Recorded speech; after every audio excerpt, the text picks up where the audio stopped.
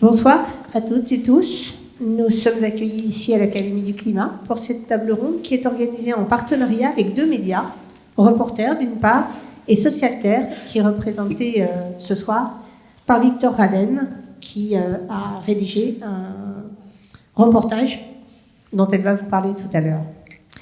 Nous allons évoquer les enjeux et les ravages de l'extraction minière en général et en ce qui concerne une crise qui est plus actuelle, qui est celle des minéraux critiques.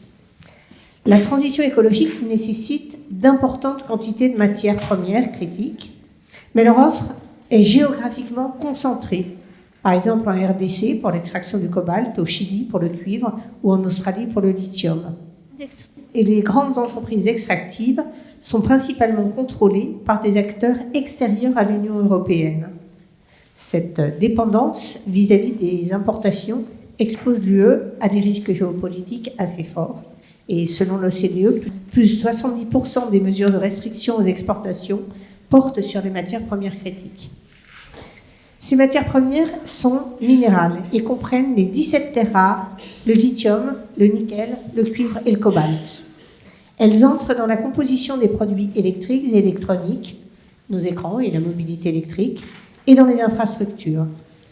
Les technologies indispensables à la transition énergétique, telles que les éoliennes, les batteries et les réseaux électriques, en requièrent de très grandes quantités. Elles sont qualifiées de critiques en raison de leur importance économique et des risques pesant sur l'approvisionnement. Et si la concentration géographique des ressources est bien documentée, celle de la détention du capital des entreprises extractives l'est moins. Or, l'analyse menée par la Banque de France suggère que des entités implantées dans de grandes économies concurrentes de l'UE en détiennent les capitaux. Les productions de nickel, de cuivre et de cobalt sont concentrées entre les mains d'investisseurs extra-européens, notamment américains, australiens, britanniques et chinois, et plus de la moitié du capital des entreprises extractives de terres rares et de lithium est détenu par des investisseurs non européens. Le cuivre, indispensable au déploiement des réseaux électriques, se distingue par une production et des réserves peu concentrées, une dépendance de l'UE aux importations relativement faible, mais une criticité géologique forte. Le cobalt, nécessaire aux batteries, conjugue une production fortement concentrée, une forte dépendance de l'UE aux importations et une criticité géologique élevée. En revanche, si la production de lithium indispensable pour les batteries et de terres rares nécessaires pour les éoliennes est concentrée et l'UE fortement dépendante de ces importations, la criticité géologique est faible. Donc on s'aperçoit que les situations d'un métal à l'autre sont assez différentes. À l'intersection entre les droits de l'homme et l'extractivisme minier, il y a les risques significatifs pour les communautés locales et l'environnement. Un des risques les plus évidents est la dégradation environnementale associée à cet extractivisme, bien sûr. L'exploitation effrénée des ressources minérales conduit trop souvent à la pollution de l'eau, à la destruction des écosystèmes et à la perte de biodiversité, en opposition complète avec les droits humains édictés par l'Assemblée générale des Nations unies.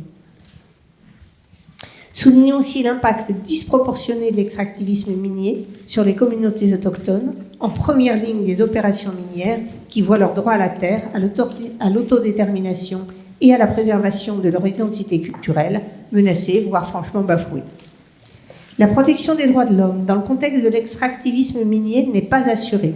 Les entreprises multinationales, dans leur quête de profit, opèrent sans tenir compte des conséquences sociales et environnementales de leurs actions, d'où la nécessité pressante d'établir des lois contraignantes et des normes plus strictes de transparence et de reddition de comptes pour garantir que les entreprises respectent les droits de l'homme et de la nature à toutes les étapes de leurs opérations.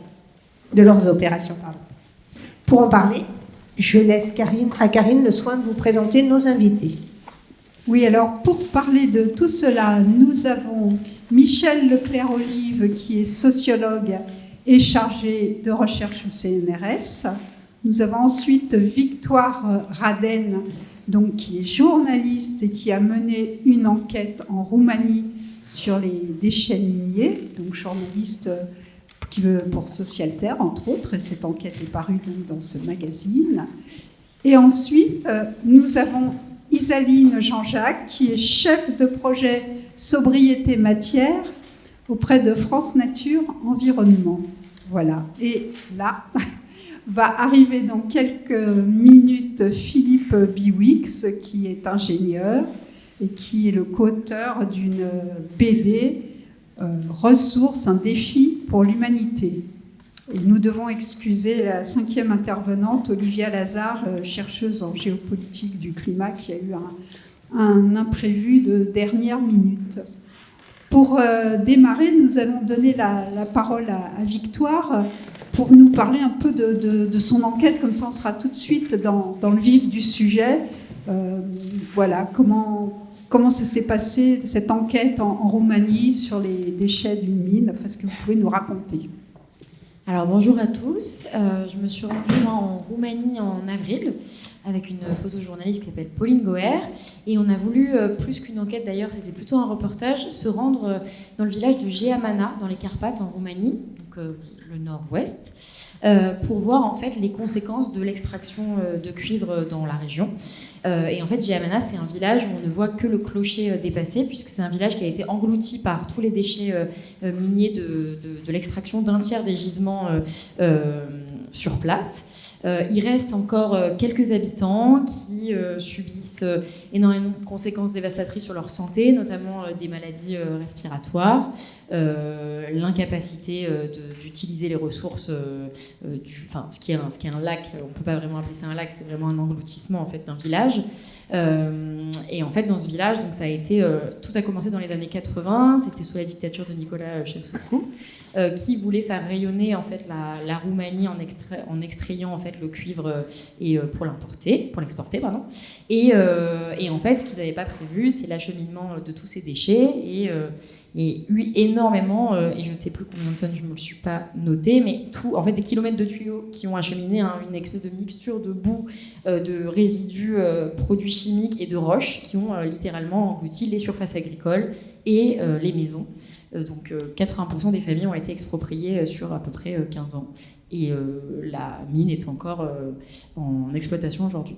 Et voilà. Quand vous êtes arrivé, qu'est-ce que vous avez vu concrètement quels sont les impacts sur le paysage ? Alors concrètement, on dirait un lac de très loin, c'est un peu problématique, mais c'est joli en fait. Quand on se rapproche, on voit tout de suite qu'en fait c'est pas du tout de l'eau, mais c'est de l'eau mélangée à de la chaux, de la boue, de la roche, des produits chimiques. On voit même parfois des résidus bleus et roses. Enfin, à y se pencher de plus près, c'est quand même un peu plus désastreux. Et en fait, les personnes qui continuent à résider dans cet espace, c'est juste les personnes qui avaient des maisons en hauteur du village. Et en fait, très concrètement, c'est une surface d'eau où on voit seulement le clocher d'une église qui était l'église du village dépasser. Et il ne reste plus que ça, en fait. Et les seuls derniers habitants qui restent, c'est ceux qui ont voulu résister, qui n'ont pas accepté les chèques qui ont été proposés par l'industrie minière, qui était en subordination avec le ministère de l'économie à l'époque, et qui est maintenant une entreprise canadienne privée. Vous avez recueilli le témoignage de ces habitants. Qu'est-ce qu'ils racontent ? D'une, parce qu'il en reste peut-être 5.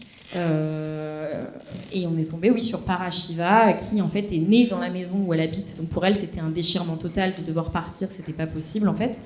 Donc elle est restée.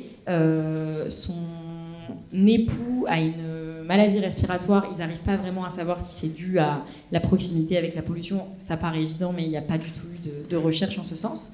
Elle continue d'élever ses vaches, de vivre dans cette maison auquel elle est beaucoup trop attachée pour partir.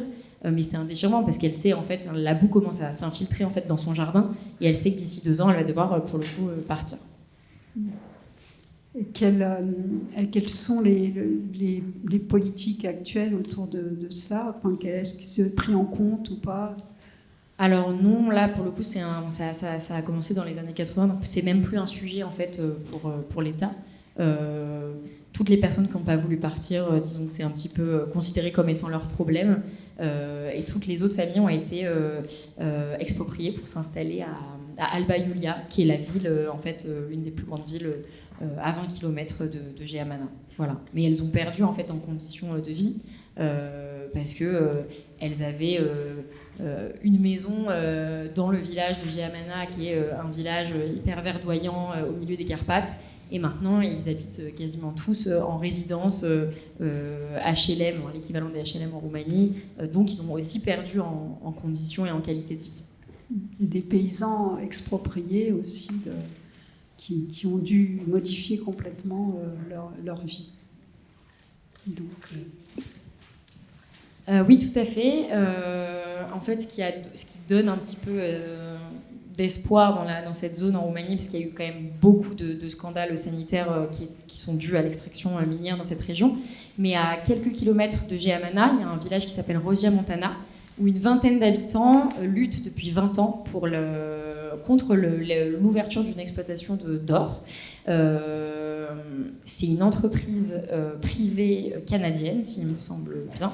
Et là, en fait, les mines d'or ont été classées en 2021 au patrimoine de l'UNESCO, après une longue bataille de la part des habitants, ce qui a complètement entériné le projet.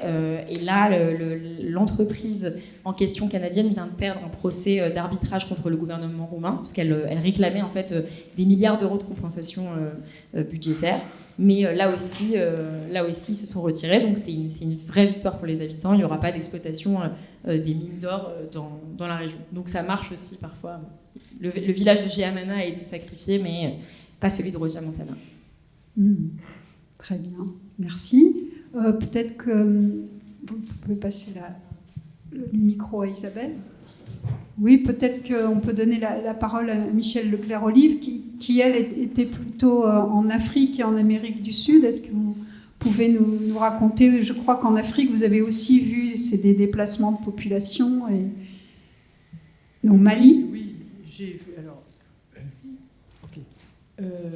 alors, au Mali, c'est dans la région le sud-ouest du Mali. En Amérique latine, c'est plutôt au Pérou, Bolivie et Équateur. Mais en Afrique, le petit problème, c'est que je suis plus ou moins spécialiste de l'extraction de l'or, et l'or ne sert quasiment pas à l'industrie, mais il fait autant de dégâts que tout autre minerai, évidemment. Le village, dont je ne retrouve pas le nom, malheureusement, la mine, pour des raisons techniques, avait besoin de s'installer à proximité d'un village, et donc elle a déplacé la moitié du village, pas le village entier, la moitié, pour que ça lui coûte moins cher. Et donc, ce qui reste d'habitations et qui sont occupées par les villageois, sont traversés en permanence. Ah bon? Vous m'entendez pas? Si. Ah, ok. Alors, je disais oui, les habitants qui restent dans cette partie du village qui n'a pas été déplacée ont comme nuisance permanente les camions, parce que les pistes passent en permanence pour décharger, pour charger, etc., passent en permanence au ras des maisons alors je ne dis pas qu'il faut déplacer le village, mais on aurait pu déplacer tous les habitants. Et le chef de village, ceci dit, se plaint des conditions dans lesquelles ils ont été relogés, parce qu'évidemment, ça ne se passe pas extraordinairement bien, tout est fissuré. Voilà, il faudrait voir des images, évidemment, mais voilà, c'est des déplacements qui ne se font pas. Alors, je ne sais pas de quoi vivent les gens quand ils sont déplacés à la ville, mais là, les gens ont gardé leur terre de culture, mais il faut qu'ils fassent des kilomètres pour se déplacer. Une autre multinationale canadienne aussi, mais il y a beaucoup de multinationales qui sont canadiennes parce que la juridiction canadienne facilite l'inscription des entreprises au Canada. Ce n'est pas pour autant que les actionnaires soient canadiens. Les actionnaires sont principalement BlackRock et Vanguard. C'est des Américains, et quand ils ne peuvent pas s'installer en Amérique latine, parce que les gens protestent, ils vont s'installer en Afrique de l'Ouest, où les gens protestent moins. Bon. je parlais de B2Gold, donc une compagnie qui est matriculée au Canada, qui s'est installée à proximité d'un village et qui a exigé le déplacement du village avec les autorités locales. Je ne sais pas comment ça s'est passé en Roumanie, mais au Mali, pour l'essentiel, préfets, gouverneurs accompagnent les multinationales et sont donc opposés de fait aux villageois qui espèrent que avoir des compensations correctes. Et l'une des compensations, c'est l'emploi des jeunes. Alors, l'emploi des jeunes, c'est très bien sur le papier, mais en fait, alors j'ai plein de choses à raconter là-dessus. Je suis parti sur les questions écologiques et de déplacement, et voilà.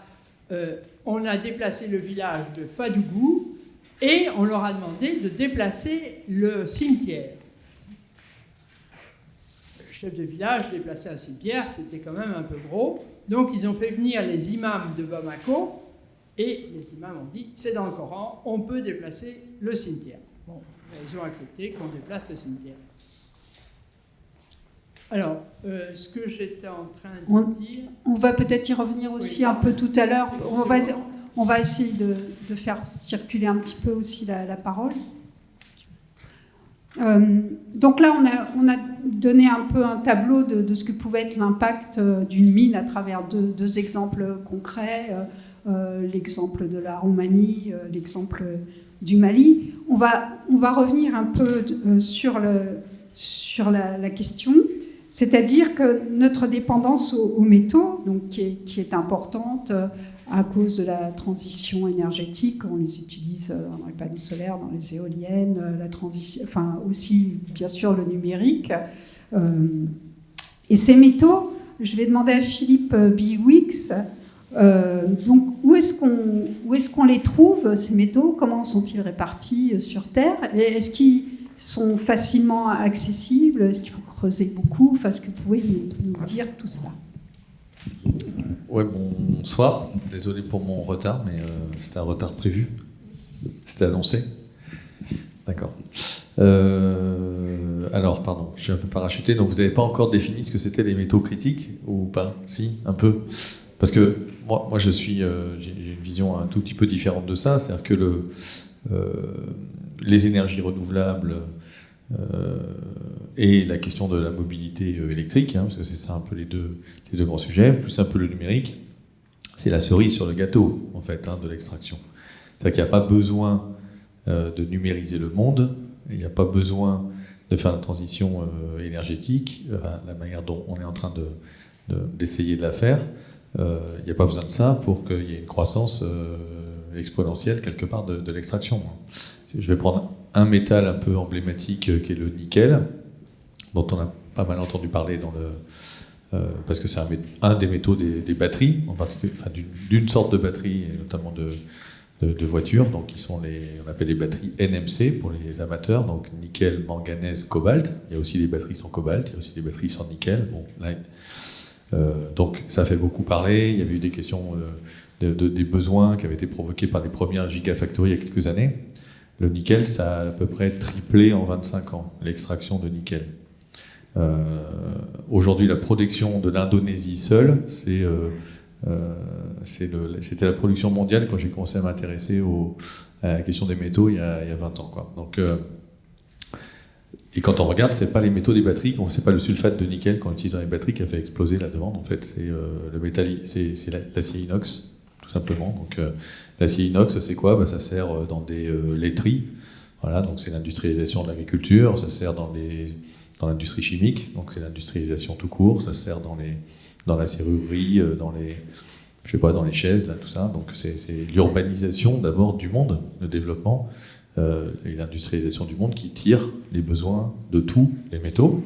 Et après, il y a un petit truc qui se rajoute à ça, c'est effectivement la numérisation du monde. Et puis maintenant arrivent les questions de transition. Et il n'y a pas forcément tous les métaux bizarres partout non plus. Dans les panneaux solaires, en fait, en vrai, c'est quand même surtout du silicium, de l'aluminium ou de l'acier pour les cadres, Et puis il y a un petit peu d'argent et un peu de cuivre pour les contacteurs électriques. Voilà. Mais c'est pas... Voilà, donc attention, parce qu'il y a souvent beaucoup de confusion en fait dans ce monde-là. C'est bien de lancer des alertes là-dessus. Hein. La question des matières premières, elle a été invisibilisée à partir des années 80, hein, à cause de la chute de l'URSS, à cause de plein de choses comme ça. Donc 80-90, on n'en parle pas trop. Puis à partir des années 2000, quand la Chine, l'Inde, les dragons asiatiques, le Brésil, etc., se mettent à se développer très fort, bah là, ça fait à nouveau monter très fort les matières premières. Et c'est ça qui fait qu'aujourd'hui, voilà, on a redécouvert en fait, cette question minérale, mais qui existait avant la transition. Voilà. Bon. Alors, virgule. Alors, une fois qu'on a dit ça, on pourrait dire qu'il y a deux types de ressources. Il y a des ressources qui sont... trois types, peut-être. Il y a les grands métaux industriels, comme le fer, comme l'aluminium. On pourrait dire qu'on en trouve partout. On a eu des mines de fer en Lorraine qu'on a fini par fermer en France, parce que en fait, c'est plus facile d'aller chercher aujourd'hui en Guinée, au Brésil, en Australie, avec voilà, des qualités, des puretés de minerais qui fait que c'est mieux et que ça paye le transport, on va dire ça comme ça. Pareil pour la bauxite. Bauxite, ça vient de Beau-de-Provence, là, donc le minerai d'aluminium. Ça venait, le nom, je veux dire, vient de Beau-de-Provence. Aujourd'hui, bah, c'est au Venezuela, au Brésil, etc. Après, il y a des métaux, les grands métaux comme le cuivre, le nickel, etc. Bon, là, ça commence à devenir plus inégalement réparti. Pour faire très très simple, en fait, c'est souvent des minéralisations, comme l'or, comme l'argent, qui viennent en fait de processus géologiques liés à la formation des montagnes, liés à la tectonique des plaques. Donc, il y en a partout où il y a des montagnes, quoi, pour faire très simple. Donc la cordillère des Andes, donc l'Amérique du Sud, Chili, Bolivie, Pérou, les montagnes rocheuses aux États-Unis, en Chine, il y a pas mal de trucs aussi, en Australie. Voilà. Et il y en a moins chez nous, il y en a moins en Europe, pour une raison assez simple. Enfin, il y a deux raisons assez simples. La première, c'est qu'on a exploité avant, donc du coup, bah, voilà. La Gaule, ça a été un grand pays minier. L'Espagne, ça a été un grand pays minier. Carthage et Rome se sont battus d'ailleurs à cause de ce grand pays minier qui produisait de l'or, de l'argent, du cuivre. Rio Tinto, une des grandes multinationales, ça vient encore de Rio Tinto, le fleuve rouge, qui est toujours rouge d'ailleurs à cause des résidus miniers. Donc voilà, mais il y en a quand même... Enfin, c'est la première raison. La deuxième raison, c'est que en Europe, du coup, on a peut-être une densité de population, typiquement, et puis aujourd'hui, un développement qui fait on ouvre moins facilement des mines qu'au fin fond de la Mongolie. Donc voilà. Et puis après, il y a des métaux très bizarres, qui sont très, très, très, très inégalement répartis potentiellement. Par exemple, le platine ou les platinoïdes, donc ça sert dans la chimie comme catalyse, par exemple, ça sert à fabriquer les engrais, typiquement. Il n'y en a que en Russie et en Afrique du Sud, par exemple. Voilà, il y a des choses comme ça. Et après, il y a plein de petits métaux, donc les fameux petits métaux du numérique, qu'on recycle très mal, qui sont plutôt des des sous-métaux des grands métaux. Voilà, il n'y a pas de mine d'indium, par exemple, qui sert dans les écrans plats. Ça sert à faire des couches transparentes et conductrices, donc ça détecte le doigt quand ça sert pas les écrans plats, les écrans tactiles. Il n'y a pas de mine d'indium, c'est des mines de plomb-zinc, donc c'est le plomb et le zinc, donc c'est des grands métaux qu'on extrait aujourd'hui plutôt pour faire de la galvanisation des châssis de voitures ou des garde-corps, et puis des batteries de voitures thermiques pour le plomb. On a appris à extraire et à utiliser l'indium, qui était avant finalement une impureté dont on ne s'occupait pas, qu'on laissait. Et donc à ce moment-là, les petits métaux, ils se répartissent un petit peu comme les autres métaux, donc un petit peu partout. Puis après, il y a les fameuses terres rares, peut-être sur lesquelles on peut faire un petit focus, qui ne sont pas particulièrement rares. C'est une dénomination qui vient du 19e siècle. Le cérium, qui est la terre rare, la moins rare dans la croûte terrestre, c'est plus abondant que le cuivre ou le nickel, par exemple. Et ça, ça a défrayé beaucoup la chronique dans les années 2010 parce que tout avait fermé sauf en Chine. Donc la Chine produisait 95%. Et en fait, aujourd'hui, on voit arriver des mines de terres rares un peu partout dans le monde. Je sais pas, il y a le Groenland, l'Australie, d'autres choses comme ça, qui sont en fait le résultat des inquiétudes qui ont été provoqués dans les années 2010, en fait, parce que les projets miniers, ça prend entre 10 et 20 ans, typiquement, entre le moment où on se met à réexplorer pour dire est-ce qu'il y a des trucs dans ce coin-là, et puis le temps de mettre en place toute la mine, de dégager les villageois s'il y en a, tout ça, ça peut prendre 10 à 20 ans selon le niveau d'opposition, typiquement, ou de support gouvernemental. Donc, si j'ai bien compris, pour vous, cette question de minéraux critiques, vous n'y adhérez pas totalement, c'est-à-dire que vous pensez que c'est un peu l'arbre qui cache la forêt, c'est-à-dire que, en fait, c'est l'industrialisation de manière générale qui crée cette surexploitation. Alors, donc, juste pour dire, qu'est-ce que ça veut dire critique ? C'est critique pour qui ? Donc c'est critique pour les industries qui les utilisent. Donc la définition de la criticité, elle dépend de chaque pays. En fait, la liste des métaux critiques aux États-Unis n'est pas tout à fait la même que la liste des métaux critiques au niveau de la Commission européenne ou au niveau de la France, et, voilà. Donc, ou au niveau du Japon. Donc, je sais pas, par exemple en France, il va y avoir des métaux critiques. Comme on a fait beaucoup d'aéronautique, les métaux de l'aéronautique seront potentiellement plus critiques pour la France que pour, je sais pas, l'Allemagne peut-être. Je sais pas. Donc après, il y a quand même c'est à peu près commun parce que les États-Unis aussi font de l'aéronautique, les Chinois aussi font de l'aéronautique. Mais voilà, la criticité, c'est juste, ah là là, est-ce que ça va perturber mes chaînes de valeur industrielle si ça vient à manquer ou s'il y a des chaos dans la chaîne d'approvisionnement ou si le prix monte, fait le yo-yo. Les industriels, ils n'aiment pas trop que le prix fasse le yo-yo, quoi. Voilà. Donc voilà, la notion de criticité, elle est intéressante, mais c'est pas lié à la question environnementale, quoi, d'une certaine manière. C'est lié à la question industrielle. C'est ce qui se passe de l'autre côté. Et après, effectivement, si en amont, bien sûr, il y a quand même quelques métaux très emblématiques comme le lithium, où là vraiment, effectivement, les besoins explosent parce que c'était utilisé.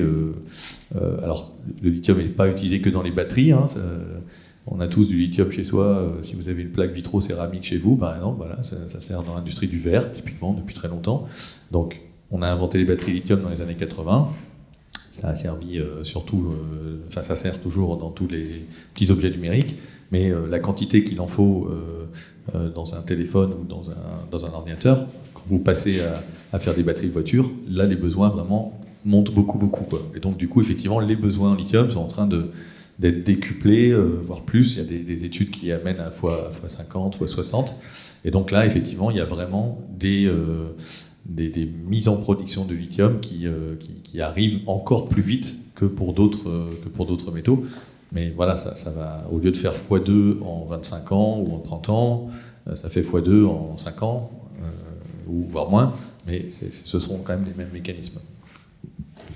Il y a un autre élément qui est hautement critique, me semble-t-il, c'est les problèmes de dépendance des uns et des autres, c'est-à-dire d'un côté la dépendance des pays qui ont besoin de ces matières, et de l'autre côté la dépendance dans laquelle on met les pays qui, se spécialisant dans la production de ces matières, se retrouvent à être dépendants du point de vue alimentaire et du point de vue de tous leurs biens de consommation, puisqu'ils ne font plus que ça. C'est à moi, du coup, la question ? Oui. Oui, alors je ne sais pas s'il y a autant, si c'est aussi poignant que dans l'agriculture. C'est-à-dire, dans l'agriculture, il y a cette question un peu historique d'ailleurs. Hein, c'est des sujets sur lesquels les économistes discutent et réfléchissent depuis les années 60-70, et de dire qu'effectivement, il y a des gens qui sont spécialisés, je sais pas, dans l'arachide, dans l'huile de palme, des choses comme ça, et puis que du coup, effectivement, ça crée des dépendances ensuite, et quand les prix dans le cacao, je sais pas. Je pense que c'est quand même moins vrai avec l'aspect minier, c'est-à-dire que des endroits où vraiment, bien sûr qu'il y a des drames et des aspects locaux très nombreux, bien sûr qu'il y a des endroits où les résidus miniers ou bien le mercure ou le cyanure va empoisonner le réseau hydrologique, etc. Donc ça, c'est une vérité. En mettant par terre l'agriculture en même temps. Du coup, oui, de fait, en mettant en danger d'un point de vue sanitaire les gens, voilà.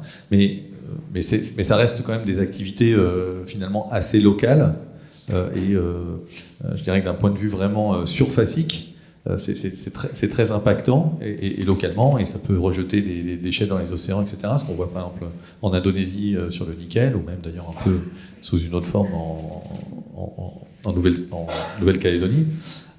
Mais c'est pas, je pense que ça remplace pas quand même des millions d'hectares de culture, quoi. Donc je sais pas si c'est... ouais, puis il y a des endroits, bon, il n'y a pas grand monde qui habite quand même, donc c'est quand même très très mal. Ça pompe de l'eau qui est en concurrence avec d'autres usages, bien sûr, et il y a des questions de biodiversité, mais quand vous êtes dans les salars andins, pas comme les vestes andins, enfin dans les salars voilà, pardon, au Chili, en Bolivie, en Argentine.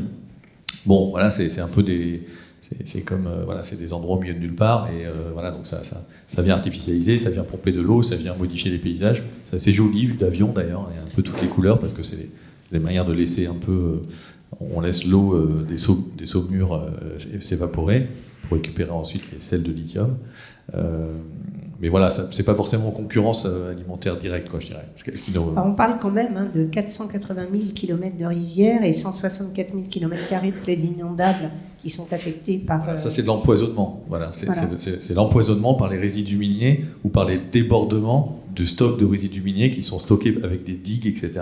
Et là, il y a les digues qui lâchent, il y a des phénomènes d'inondation, etc. Et là, ça vient effectivement massivement polluer. Mais c'est pas lié au remplacement. Je ne sais pas si on peut dire que c'était lié au fait d'avoir spécialisé. Voilà. C'est 8% des vertébrés. Ça fait 4642 espèces menacées. Ça fait un peu du monde quand même. Quelqu'un... Oui. Voilà. Alors déjà, je voulais commencer peut-être par présenter France Nature Environnement en une ou deux phrases pour bien resituer le contexte dans lequel je m'exprime. Donc France Nature Environnement, c'est une fédération d'associations de protection de la nature et de l'environnement qui regroupe plus de 6200 associations réparties sur tout le territoire français métropolitain et en Outre-mer.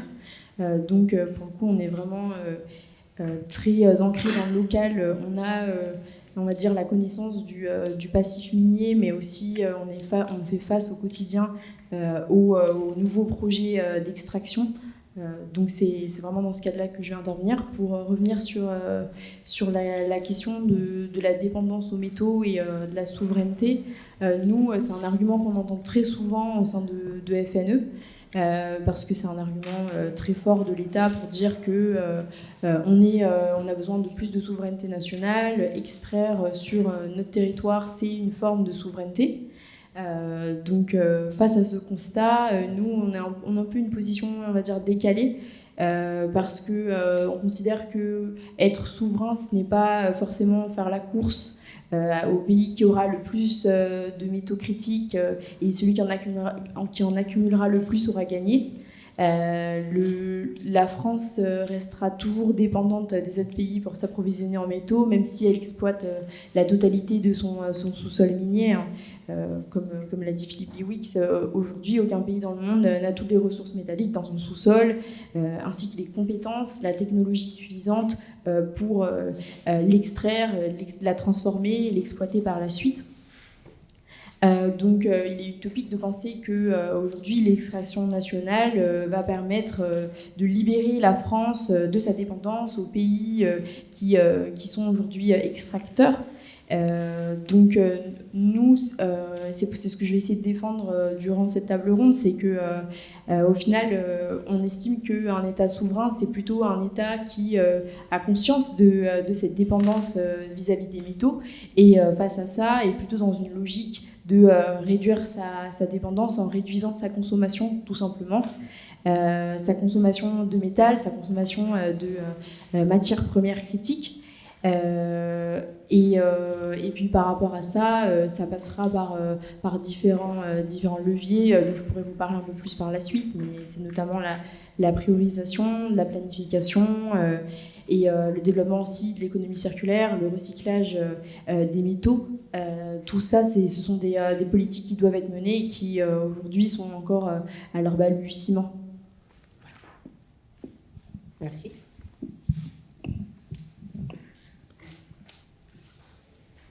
On peut peut-être passer aux conséquences environnementales de cette exploitation. Peut-être que Victoire veut détailler un peu ce qu'elle a vu. Alors, comme je le disais tout à l'heure, il y a pas mal en termes de conséquences sanitaires. La plupart des personnes qui sont restées autour du village de Jiamana ont des maladies respiratoires à ce jour. Mais en fait, il y a très peu d'enquêtes publiques, aucun moyen de lier très concrètement la proximité avec l'extraction et ensuite le développement de maladies. C'est des choses qui sont aussi empêchées en général par les entreprises d'exploitation minière. En termes de conséquences environnementales, depuis les années 2000, il y a énormément de catastrophes environnementales en Roumanie qui sont dues aux déchets miniers. Donc ça va être des rivières qui sont complètement polluées, avec des poissons qui flottent à la surface, plus aucun végétaux, des animaux qui sont des espèces en danger. Alors pour le coup, dans le cas de la Roumanie, je ne saurais pas en nommer, mais ça détruit à peu près tout ce qui environne le dépôt de déchets. Ils ont trouvé, l'Institut de géologie de Roumanie, quand ils ont prélevé des échantillons de ce lac qui engloutit le village de Jiamana, ils ont trouvé de la chaux, de la cyanure, un pH qui était extrêmement problématique. Voilà, je crois que énormément de produits chimiques, en fait, un mélange. Et en fait, ce que faisait l'entreprise canadienne exploitante, c'était de mettre énormément d'eau pour essayer de noyer en fait les produits chimiques et qu'ils soient moins visibles à l'œil nu, mais ça changeait absolument rien à la toxicité du. Il y a également une enquête qui vient de paraître sur les médias Splan et Reporter sur une mine d'andalousite à Glomel en Bretagne qui révèle qu'il y a une pollution de l'eau importante au nickel, cobalt, arsenic, cadmium. Ce dernier étant cancérigène, mutagène et reprotoxique. Donc là aussi, on peut voir que même ici en France, ce type de pollution existe, avec aussi peu d'enquêtes sur la qualité de l'eau, puisque Splan et Reporter ont fait faire des mesures indépendantes pour mesurer effectivement cette pollution. Donc, Isaline veut intervenir. Oui, j'en profite puisque, en effet, la question des pollutions, c'est vraiment une question qui est très importante en France. On n'a pas vraiment besoin d'aller très loin pour constater les conséquences de l'exploitation minière en France. Pour le coup, il y a une autre enquête, cette fois-ci de Disclose, il me semble, qui a révélé que sur l'ancien site minier dans l'Allier, il y avait aussi des fortes pollutions dans les sols qui n'ont pas forcément été révélées une fois de plus par l'État. Donc moi ce que j'ai notamment noté, c'est que les sous-sols étaient fortement contaminés à l'arsenic, parfois jusqu'à 7 fois plus que ce qui est normalement autorisé. Et aujourd'hui, on sait qu'il y a ça se compte en dizaines de sites, anciens sites miniers en France qui sont contaminés pour plusieurs centaines d'années aux polluants, aux métaux lourds. Voilà. Ah oui, et je voudrais peut-être préciser qu'il y a un article de Reporter qui a fait la liste des sites miniers pollués en France que vous pouvez retrouver sur leur site internet. Il y a un autre chiffre qui est intéressant. On considère que 37% de la masse terrestre en dehors de l'Antarctique est à moins de 50 km d'une mine. Voilà. Ça veut dire que comme ça se répand dans les rivières, comme ça se répand dans les sols, ça fait quand même de grosses surfaces qui sont potentiellement polluées. Et le cadmium dont on parlait là tout à l'heure, qu'on a retrouvé, il faut savoir que la population française est la deuxième population du monde la plus contaminée au cadmium, qui est un métal lourd qui s'agrège dans les graisses de nos corps et qui nous rend malades au bout d'une trentaine d'années à peu près. C'est une bombe à retardement. Alors, si vous voulez, un petit mot sur ça. En fait, là, du coup, on rentre dans la complexité infernale en fait, Si on s'amusait à parler du pétrole et des dégâts du pétrole et je sais pas quoi, on aurait déjà la soirée. Et alors là, avec toute la table de Mendeleïev des éléments chimiques, ça prend une complexité de dingue. Donc d'abord, donc il y a les résidus miniers, je vais y revenir dans un instant. C'est un sujet très très important parce qu'il dure longtemps. Donc il a en point commun avec le changement climatique de durer longtemps. Mais avant même les résidus miniers, bon, l'extraction elle-même, elle est à l'extraction minière, la minéralurgie, ce qu'on appelle la minéralurgie, c'est-à-dire le traitement du minerai pour le concentrer. Donc c'est là qu'on va utiliser de l'eau, qu'on va utiliser des produits chimiques, qu'on va utiliser un certain nombre de process industriels. Puis ensuite la métallurgie pour transformer le minerai concentré en métal. Et ensuite, il y a même des systèmes de purification d'un certain nombre de métaux parce qu'il faut atteindre des niveaux de pureté pour le cuivre pour conduire l'électricité, pour le silicium pour les panneaux photovoltaïques, le silicium de qualité électronique, c'est encore au-dessus. Donc voilà, faut gagner en pureté. Toutes ces actions-là font partie des activités humaines les plus impactantes pour l'environnement au sens large, soyons clairs, sur la consommation d'énergie fossile, consommation d'eau, déforestation, atteinte à la biodiversité, perturbation du cycle de l'eau. Alors ça peut dépendre, selon que la mine elle est souterraine ou qu'elle est à ciel ouvert. Voilà, il y a plein de cas. Ensuite, quand on descend dans les métaux, alors pourquoi est-ce qu'il y a des résidus dans l'andalousite, pourquoi on trouve du nickel, je sais pas quoi, ça c'est une petite illustration du fait que toutes les mines, enfin beaucoup de mines, la plupart des mines sont polymétalliques, enfin il y a un peu de tout, quoi. Enfin, la planète elle est sympa, elle a concentré un peu des trucs, mais voilà, elle trie pas tout à fait. Elle trie un petit peu, mais il y a les dépôts, en fait, il y a un petit peu de tout. Comme je disais tout à l'heure, il y a plein de métaux qui sont des sous-produits ou simplement des impuretés d'autres métaux. Donc, ce qui se passe en fait, par exemple, je pense qu'une mine de fer, je vais peut-être dire une bêtise, mais une mine de fer, c'est de l'oxyde de fer, vous voyez, c'est de l'ocre rouge, là, les trucs qui servaient à faire aussi les grottes de Lascaux. Bon, ça fait beaucoup de poussière, il faut remuer beaucoup, etc. C'est des quantités phénoménales parce qu'à la fin, on extrait il faut plus d'1 milliard de tonnes, je crois qu'on doit être à 1,6 milliard de tonnes d'acier fabriqué chaque année, donc c'est de l'ordre de 3 milliards de tonnes de minerai de fer qui est remué, qui est mis dans des bateaux. Ça peut par exemple, si vous avez votre terminal qui est au bout en Australie, qui arrive sur la barrière de corail, bon ben voilà, on ne fait pas d'omelette sans casser deux, donc effectivement ça se répand dans la mer et tout, c'est pas bien. C'est même très très mal. Mais par contre, il n'y a pas de résidus miniers dangereux, à ma connaissance, voilà, c'est assez neutre. Par contre, si vous allez sur une mine de cuivre, les mines de cuivre, ce sont des sulfures, souvent, la plupart du temps, donc ça veut dire qu'il y a du soufre, en fait, et que en fait, vous allez mettre, avec des résidus miniers, vous allez mettre à jour, en fait, du soufre, qui, avec l'eau de pluie, va se transformer en acide sulfurique, et cet acide sulfurique va attaquer les roches du résidu minier et va libérer des métaux indésirables qu'on n'avait pas concentrés, qui sont donc des résidus puisqu'on ne les a pas récupérés. Et c'est là qu'on va trouver le cadmium, etc. Et donc, en fait, ça va être léché pendant des centaines d'années ou des milliers d'années par l'eau de pluie, tout simplement parce qu'avant, c'était dans le sous-sol, donc c'était pas grave, et là, c'est libéré. C'est pas vrai que des mines métalliques. Par exemple, la mine de Decazeville, l'ancienne mine de Decazeville dans l'Aveyron, pour ceux qui connaissent, une ancienne mine de charbon, elle envoie toujours du cadmium, et de l'argent et 2-3 autres trucs dans la Garonne. Voilà, on peut retrouver le signal de la mine de Decazeville à 500 km, après être passé par quelques fleuves différents qui finissent par se jeter dans la Garonne. Donc voilà. Et alors, petite subtilité sur le cadmium. Pourquoi est-ce qu'on est contaminé au cadmium ? C'est pas forcément à cause des mines, c'est à cause des phosphates qu'on met dans nos céréales et dans nos pommes de terre. Oui. En fait, c'est parce que donc les engrais, il y a plusieurs types d'engrais. La potasse, bon, c'est comme le sel, ça va. Il y a les phosphates, ça on va les chercher typiquement au Maroc, au Canada, et là ceux-là contiennent des traces en fait de cadmium et de différents métaux radioactifs d'ailleurs, donc thorium. Et puis il y a les nitrates qu'on fabrique à partir d'hydrogène qui est craqué avec le gaz naturel. Donc, mais les phosphates, voilà, donc on épand les phosphates, et donc en même temps qu'on épand les phosphates, on épand certains métaux lourds sur les champs agricoles.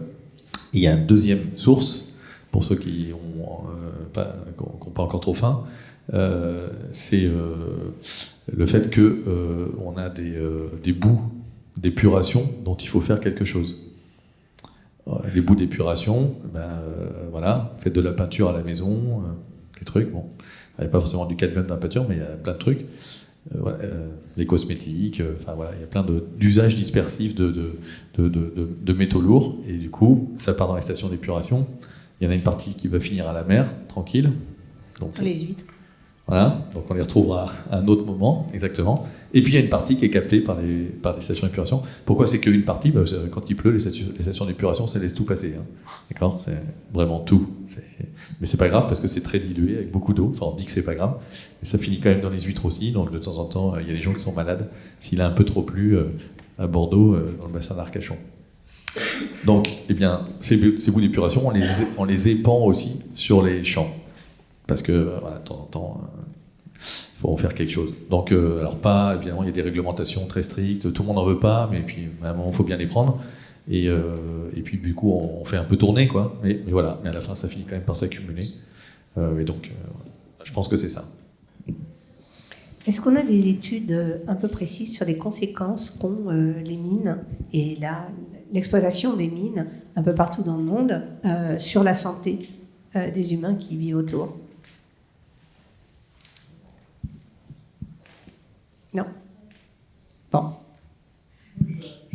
J'en profiterai quand même pour dire que les mines qui s'installent en Afrique de l'Ouest créent des centres de santé, des centres de santé, mais au moment où elles s'en vont, elles ferment les centres de santé. Et on n'arrive pas à avoir de chiffres très précis sur la différence de pathologie près des mines et loin des mines. Donc, c'est des données qui sont difficiles d'accès. Je pense qu'elle n'arrange personne.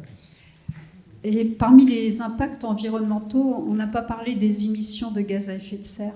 Il y a forcément des émissions de gaz à effet de serre pour aller rechercher tous ces métaux. Ouais, alors là, j'ai pas les chiffres précis, mais je pense que... Alors si on prend vraiment que la partie de l'extraction minière, alors oui, bien sûr, il faut les gaz à effet de serre. Il y a des gaz à effet de serre, il y a deux raisons à ça. La première, c'est qu'il faut faire rouler des engins de chantier. En fait, hein, c'est des gros camions, on appelle ça des dumpers. Il y a différentes tailles, mais les plus gros, c'est à peu près 400 tonnes de charge utile. Donc 400 tonnes de charge utile, vous voyez, par rapport à un semi-remorque. Un semi-remorque, c'est 38 tonnes, donc c'est 25 tonnes de charge utile. Donc 25, 400, je ne sais pas faire le calcul, mais voilà. C'est des grosses bêtes. Si je me mets debout avec les mains en l'air, je ne vais pas atteindre la hauteur du pneu. Hein, donc je sais pas, il prendrait vraiment beaucoup de place dans cette salle. J'essaye de me l'imaginer, il faudrait faire un test. Donc ça consomme, voilà, c'est plutôt des moteurs diesel aujourd'hui. Il y a des idées d'électrification dans certains sites, je sais pas, alors pas forcément des mines, mais ça peut être des carrières. Ils y pensent en Suède, ils y pensent en Suisse. Donc quand on a un réseau électrique pas trop loin, pas trop carboné, ils réfléchissent à ça. Alors, j'ose même pas imaginer la taille des batteries pour alimenter ces espèces d'armes camions. Alors, il y en a qui imaginent de faire des pantographes aussi, donc dans des galeries de mines, on descend en souterrain, en Suède, parmi des grandes mines de fer, des mines de cuivre. Et ben voilà, on pourrait imaginer, enfin pas qu'ils soient sur batterie au bout, et puis qu'ils remontent en fait, et qu'une grande partie du travail, parce qu'en fait ils remontent comme ça, hein, un peu en hélice souvent, et bien que ça soit électrifié. Donc il y a cette partie-là. Et puis la deuxième raison des gaz à effet de serre, c'est toute l'énergie qui va être nécessaire pour faire le broyage, par exemple, du minerai, pour faire le traitement. Et donc là, ce sont des processus qui peuvent être... il y a plein de trucs, ça peut être au fioul, au gaz électrique, et puis avec une électricité qui peut être quand même assez carbonée selon les pays du monde. Un exemple parmi d'autres, le cuivre du Chili. Il n'y a pas d'eau en fait là-haut, hein, parce que le Chili ça devient un peu sec, donc en fait il y a une désalinisation d'eau en bas, à base de centrales à charbon plutôt, l'électricité est plutôt centrale à charbon, et on pompe l'eau, on monte l'eau dans les mines, dans la cordillère, pour ensuite traiter le minerai, et ensuite ne récupérer que les concentrés pour traiter les concentrés. Donc voilà, ça c'est un peu le truc, et je pense que l'ordre de grandeur sur la partie minière seule, j'ai vu des chiffres peut-être de l'ordre de 1% des gaz à effet de serre. Donc ça ne veut pas dire que c'est rien, hein, c'est beaucoup, 1%. Hein, c'est, je sais pas, le transport aérien c'est 2% à peu près, qu'il faut multiplier par 2 à cause des traînées en termes d'impact climatique. Mais donc voilà, c'est de cet ordre-là. Mais après, ce qui est beaucoup plus, si on ajoute vraiment la partie métallurgique, et en particulier le minerai de fer, c'est quand même surtout le fer, hein, Alors là, on atteint effectivement 7-8% des gaz à effet de serre, mais c'est quand même plutôt la partie métallurgique et c'est essentiellement l'acier. L'acier, c'est un poids lourd climatique, c'est ça le troisième pays émetteur du monde, ex aequo avec le ciment, si c'était un pays, quoi. Chine, États-Unis, ciment, acier. On passe en France. Isaline. Alors du coup, moi je voulais vous parler du projet de mine de lithium dans l'Allier parce que c'est un projet que j'ai particulièrement suivi, ça fait 1 an et demi. Déjà peut-être pour replacer un peu le contexte, donc c'est comme j'ai dit un projet de mine de lithium. L'objectif c'est d'extraire 2,1 millions de granit par an pour 34 000 tonnes d'hydroxyde de lithium. Le projet devrait commencer à partir de 2028 si tout va bien pour une durée de 50 ans. Et ça vient d'être confirmé très récemment. Avec ces 34 000 tonnes d'hydroxyde de lithium, l'objectif c'est de produire environ 663 000 batteries de véhicules électriques chaque année. Et pour information aussi, si le projet venait à voir le jour, ce serait la deuxième plus grande exploitation minière d'Europe.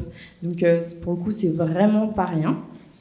Donc le projet est réparti sur 3 sites parce que il y a donc la mine plus l'usine de concentration qui est à Échassières, donc à un premier endroit, puis un deuxième endroit pour la plateforme de chargement et un troisième lieu pour l'usine de conversion.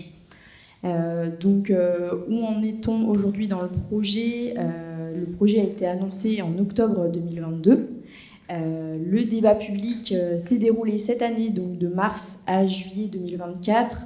Le projet a aussi été reconnu, et ça c'est très important, comme projet industriel d'intérêt national majeur, donc par décret en juillet, d'ailleurs juste avant le second tour des élections législatives. Ensuite, on a eu une demande d'autorisation qui a été déposée par la société Imerys, donc, qui est porteuse du projet, pour la phase pilote. Donc ça, c'était en juillet aussi de cette année, donc comme vous voyez, c'est très très récent. Le compte-rendu du débat public de la CNDP a été rendu à la fin du mois de septembre dernier. Et puis, pour les prochaines étapes, on a la réponse du porteur de projet pour savoir si il compte continuer le projet ou pas, et aussi répondre au compte-rendu de la CNDP donc d'ici la fin de l'année, donc fin décembre. Je pense qu'il n'y a pas beaucoup de suspense, mais on ne sait jamais. La CNDP. La CNDP, oui, Commission nationale du débat public. Donc c'est une autorité indépendante qui était en charge d'organiser le débat public. Et donc la dernière étape, c'est l'enquête publique. Enfin, la dernière étape, voilà. C'est un grand mot. L'enquête publique qui va normalement démarrer en 2025, donc l'année prochaine. Voilà. Ensuite, nous, on suit plusieurs autres projets un peu partout en France. Mais pour le coup, là-dessus, je m'y connais un peu moins. Donc, je vous donnerai juste quelques idées. Je vous invite à aller consulter les sites internet de nos associations en local qui sont très actives et qui se mobilisent contre ces projets pour le coup. Donc, en Alsace, vous le savez peut-être, c'est un des plus importants gisements potentiels de lithium d'Europe. Donc, il y a de forts intérêts, de forts enjeux d'extraire et de transformer le lithium. On estime qu'il y aurait entre 15 à 20 centrales de géothermie qui pourraient ouvrir. Donc là, c'est pas la même méthode que pour dans le projet de mine de lithium dans l'Allier pour le coup. Et donc, on a une forte mobilisation de notre association Alsace Nature Environnement sur ces projets donc, de géothermie profonde. Donc, n'hésitez pas à aller sur leur site internet, encore une fois. Et puis, j'en profite aussi pour parler de la Bretagne, puisque on a aussi 2 associations qui sont très investies là-dessus, notamment Eau et Rivière de Bretagne. Il y a eu récemment 3 permis d'exploration de recherche minière dans le Grand Ouest. Oui, on a parlé justement de Glomel avec l'extension de la carrière d'Andalusite, donc toujours en Bretagne. Et à ce titre, nous, on a contribué à l'enquête publique. Donc, on a, pour le coup, là, l'association locale a rédigé un document de 17 pages. Donc, je vous invite à lire parce qu'il fait un peu état de toutes on va dire, les manquements à l'étude d'impact. Donc c'est très intéressant justement pour comprendre un peu plus les conséquences environnementales que peuvent avoir ce genre de projet. Voilà pour mon petit état des lieux. Globalement, justement, puisque vous avez un regard un peu circulaire, quelle est la réaction des publics français par rapport à ça ? Alors, je ne peux pas répondre pour tous les Français et les Françaises, mais par contre, pour vous donner l'exemple du projet de mine de lithium dans l'Allier, je dirais qu'il y avait 3 catégories de personnes, si on veut un peu simplifier. Je dirais qu'il y a tout d'abord les personnes qui sont plutôt enthousiastes vis-à-vis du projet parce que pour le coup, comme vous le savez peut-être, l'Allier, c'est une zone qui est peu dynamique d'un point de vue de la démographie et même économiquement. Donc, pour ces personnes-là, l'idée c'est un peu d'accueillir un nouveau projet industriel, relancer l'économie locale, faire venir un maximum de personnes aussi et redynamiser un peu le territoire. Alors ensuite, je dirais qu'il y a une deuxième catégorie de personnes qui est plutôt, on va dire, qui se posent des questions, voilà. Des questions sur les conséquences environnementales, sur les conséquences sanitaires, qui se posent des questions aussi autour de la réalité de l'emploi, parce que ça, c'est un argument qui était très fort sur le projet de mine de lithium. Ils ont annoncé plus de 1000 emplois sur le projet en local. Donc forcément, ça fait un peu briller des yeux. Mais quelle est la réalité ? Est-ce que ce sont vraiment des personnes qui sont situées localement, qui seront employées, ou est-ce que ça nécessite un degré d'expertise qui ferait que on ne pourrait pas forcément recruter les personnes en local. Donc il y avait, on va dire que c'est cette deuxième catégorie de personnes-là. Et puis je dirais que la troisième catégorie, c'est en général, c'est des personnes qui sont très attachées à leur territoire aussi, qui connaissent très bien le passif minier de l'Allier et qui sont fermement opposés au projet pour toutes les raisons qu'on a évoquées, les conséquences environnementales, les conséquences sanitaires, aussi parce qu'il y a une très grosse défiance vis-à-vis du porteur de projet, vis-à-vis de l'État. Donc forcément, s'il n'y a pas de confiance, on n'a pas envie de voir un projet de cette ampleur ouvrir près de chez soi. Donc je dirais que les réactions sont plutôt mitigées, mais globalement, il y a un peu ce syndrome de on ne sait pas ce que c'est, on a un peu peur, donc on préfère ne pas avoir de mine ouvrir près de chez nous, quoi. Grosso modo, c'est ça. Philippe, est-ce que ça a du sens, des projets d'ouverture de mines à notre époque en France ? Alors, ouais. Moi j'ai été auditionné du coup par la Commission nationale du débat public dans le cadre de ce projet. C'était pas facile. Parce que déjà c'était plié d'avance, donc ça avait déjà été annoncé par les ministres et tout, qu'avant même c'est le débat public à la française, quoi, comme on les aime.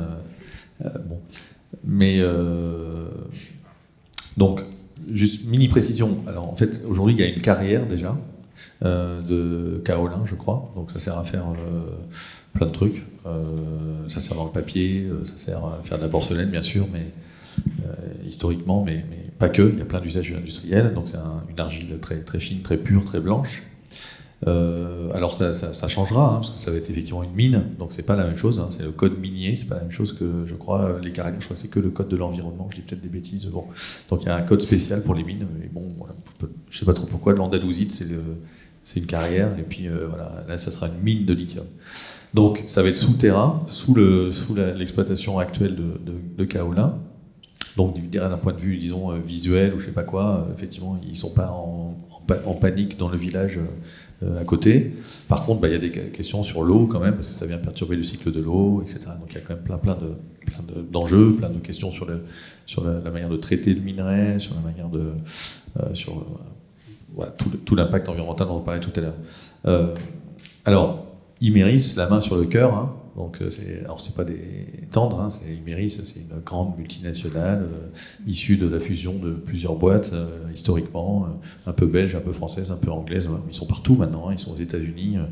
Ils ont le seul mine de quartz qui sert à faire le silicium de tous les microprocesseurs du monde aux États-Unis, par exemple, qui avait eu un petit problème parce qu'il y avait eu un ouragan et ça avait interrompu la production il y a quelques mois de ça, je crois. Donc, eux, ils sont à la main sur le cœur, ils disent c'est quand même génial, on va faire là de la mine vraiment top, quoi. D'un point de vue environnemental, on va avoir un haut niveau environnemental. Qu'est-ce que vous préférez, que le lithium vienne ici avec une maîtrise locale, etc., ou que ça soit fait au fin fond de la Chine ou au fin fond de l'Australie avec voilà, un niveau environnemental, on ne saura pas lequel. Alors le lithium, c'est spécial pour plusieurs raisons, parce que la première, c'est qu'évidemment, il y a plusieurs manières de l'extraire. Alors, ils ont fait un bilan carbone qui montrait que leur bilan carbone serait meilleur que celui des saumures qui vient d'Amérique du Sud. Par exemple. Il n'y a pas que des saumures en Amérique du Sud, il y en a aussi en Australie et en Chine, mais moi j'ai du mal à me dire que d'un point de vue énergétique, broyer du granit pour récupérer à l'échelle micrométrique des petits grains, enfin millimétriques peut-être, des petits grains de lithium, c'est pas plus énergivore que de faire évaporer de l'eau avec l'énergie du soleil. Mais bon, comme il y a des produits chimiques qui se baladent, comme il y a du transport, il faut ramener tout ça après. Peut-être que si, bon, mais ils n'ont pas été très transparents sur les données. Et puis ensuite, en fait, ce qui est difficile dans ce débat, c'est que voilà, il y a une entreprise qui dit moi c'est super, je vais créer de l'emploi, je vais faire attention. Alors, bon, rendez-vous dans 50 ans comme d'hab, hein, mais bon, voilà, on peut faire semblant de les croire, il n'y a pas de souci. Il y a des gens, sans doute plein de gens de bonne foi hein, dans les organisations hein, qui se disent que vraiment c'est vraiment mieux de faire ça ici qu'au fin fond de la Chine et qui ont certainement raison.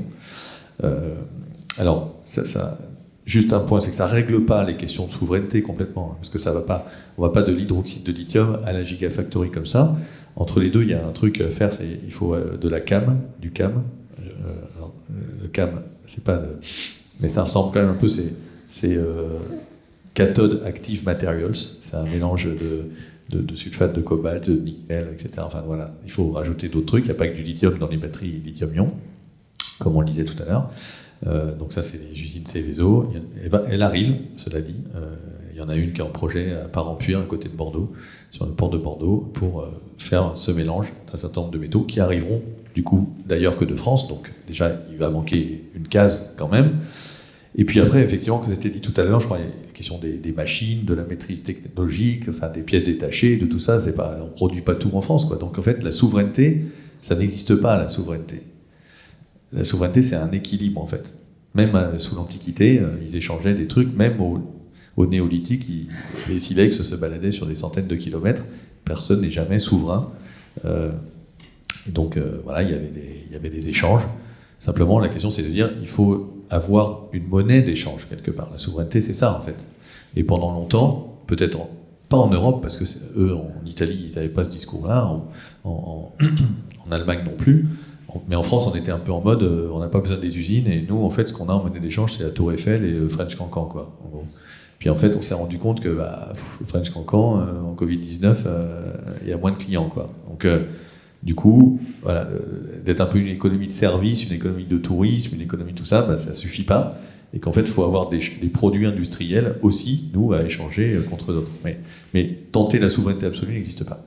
Et donc, ce qui est un peu malheureux dans le débat, mais allez, si j'osais, je dirais Imerys, il est presque pour rien, c'est le fait qu'en fait, il n'y a pas de débat sur à quoi ça va servir ce lithium et quel est le mode de transition environnementale qu'on veut. Parce qu'avec le même lithium, je peux faire une batterie de SUV qui fait 2 tonnes, je peux faire, alors, qu'à un certain degré, 4000 km d'autonomie ou 800 km d'autonomie, ou bien je peux faire 7, 8, 10 batteries de toutes petites voitures qui a 200 km d'autonomie, ou je peux faire 50 batteries de petits véhicules intermédiaires, vous savez, des trucs un peu bizarres entre le vélo et la voiture, ou bien je peux faire 250 batteries de vélo électrique, quoi. Donc, même plus. Donc, et cette question-là, elle se pose pas. Donc en fait, c'est juste, voilà, c'est pas une histoire de ici ou ailleurs, en fait, ça va être ici et ailleurs. Tant que ça se vend, il y aura des gens pour le produire, je caricature un peu, mais donc il y aura aussi les mines en Chine et aussi les mines en Australie et aussi les salars en Bolivie et au Chili. Et en fait, voilà, on aurait pu profiter du débat en disant on fait un deal, quoi. Ok, on se fait un truc quand même, on en fait un peu chez nous, quand même intéressant, mais on le flèche et on le fait de manière intéressante avec une logique de transition dans une logique de sobriété systémique et qui irait assez logiquement vers l'allègement du poids des véhicules.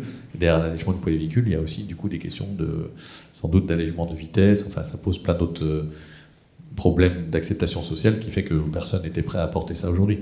Mais bon, voilà. Du coup, je voulais juste rebondir sur ce que tu as pu dire, parce que en effet, nous, on estime que le grand absent au final du débat public sur le projet de mine de lithium, c'était vraiment l'État pour le coup, et ce qui est vraiment dommage. Pour plusieurs raisons. Alors déjà, pourquoi l'État est absent? Concrètement, nous, on a compté 3 interventions de l'État, une intervention en avril, 2 en juillet, et cela après de multiples demandes de la Commission nationale du débat public. Le motif, c'était que le débat suive son cours et que les discussions avancent sans son intervention avant de se positionner. Sauf que dans les faits, c'était une posture qui était plutôt hypocrite, puisque l'État s'investit depuis l'annonce du projet sur ce projet dans les médias, en annonçant dès octobre 2022, donc à l'annonce du projet, qui soutenait le projet, que c'était un projet qui serait extrêmement responsable, alors qu'à l'époque, on n'avait aucune information sur les conséquences environnementales potentielles de ce projet de mine. Et puis, même durant toute la durée du débat, que ça soit des ministres ou même la préfète de l'Allier, ces personnes-là n'ont pas hésité à apparaître dans les médias pour soutenir très ouvertement le projet. Donc je vous invite à lire à ce titre un article de Mediapart qui résume la totalité des positions prises par la préfète de l'Allier sur le projet et qui montre justement cette contradiction. Donc au final, les représentants de l'État ont aveuglément soutenu le projet dès son annonce. En parlant, comme l'a dit Philippe Biwix, en parlant du projet comme s'il était déjà fait. Donc forcément, on a un peu moins envie de se mobiliser au sein d'un débat public quand on a l'impression que les dés sont déjà jetés. On a vraiment eu l'impression, en tout cas du côté des associations, qu'il y avait un certain mépris de l'État vis-à-vis du débat public et c'est vraiment dommage. Et je rebondis sur ce que Philippe Biwix a dit également parce que je suis totalement d'accord. L'État a complètement échoué à parler transition écologique et c'était le véritable enjeu derrière ce projet de mine de lithium. On n'a pas eu de précision concernant quel est le modèle de mobilité durable qu'on voulait avoir. Pareillement sur les questions de sobriété, c'est vraiment passé au second plan dans les présentations des représentants et représentantes de l'État. Au final, tout ça, c'était très décevant, mais la bonne nouvelle quand même, parce qu'il y a quand même des bonnes choses, c'est que malgré tout, le débat, il a réussi à mobiliser beaucoup de personnes.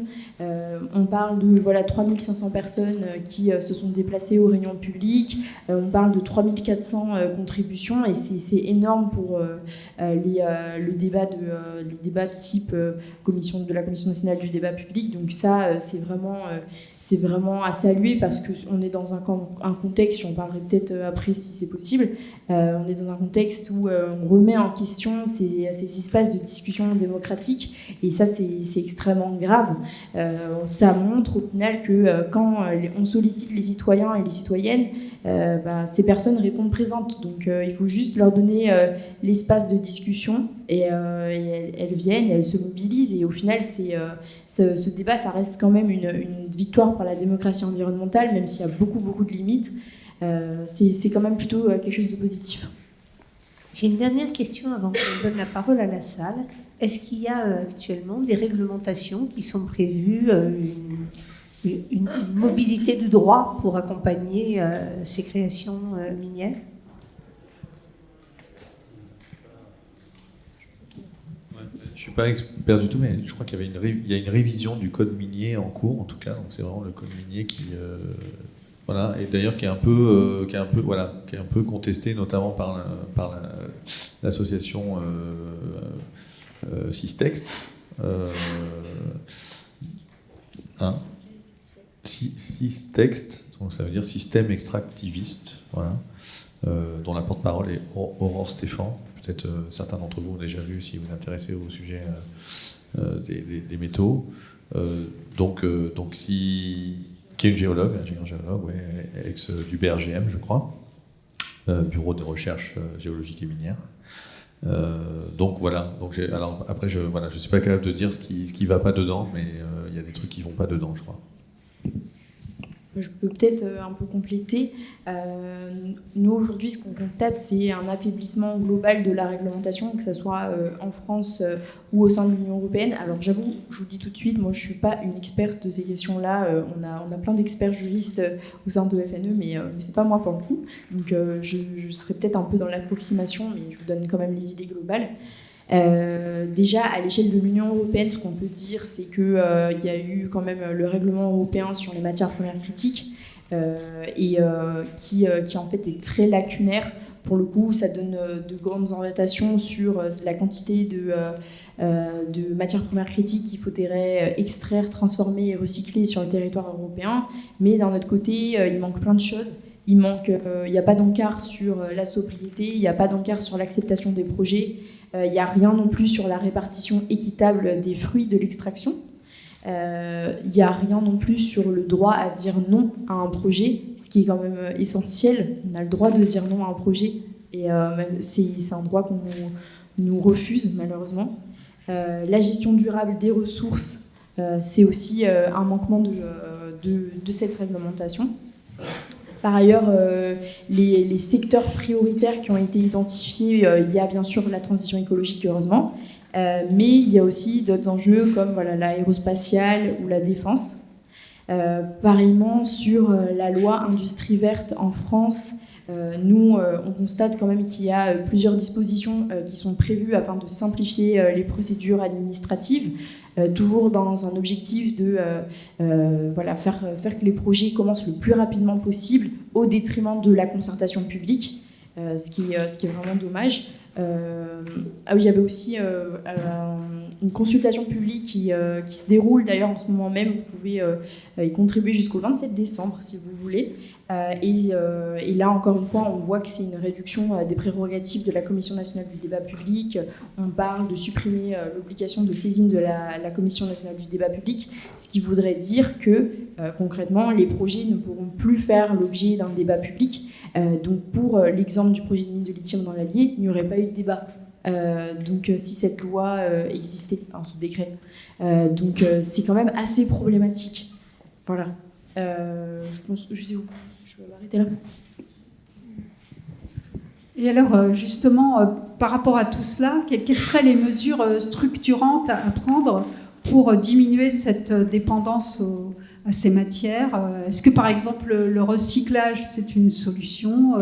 Est-ce que c'est un peu un grand enfumage?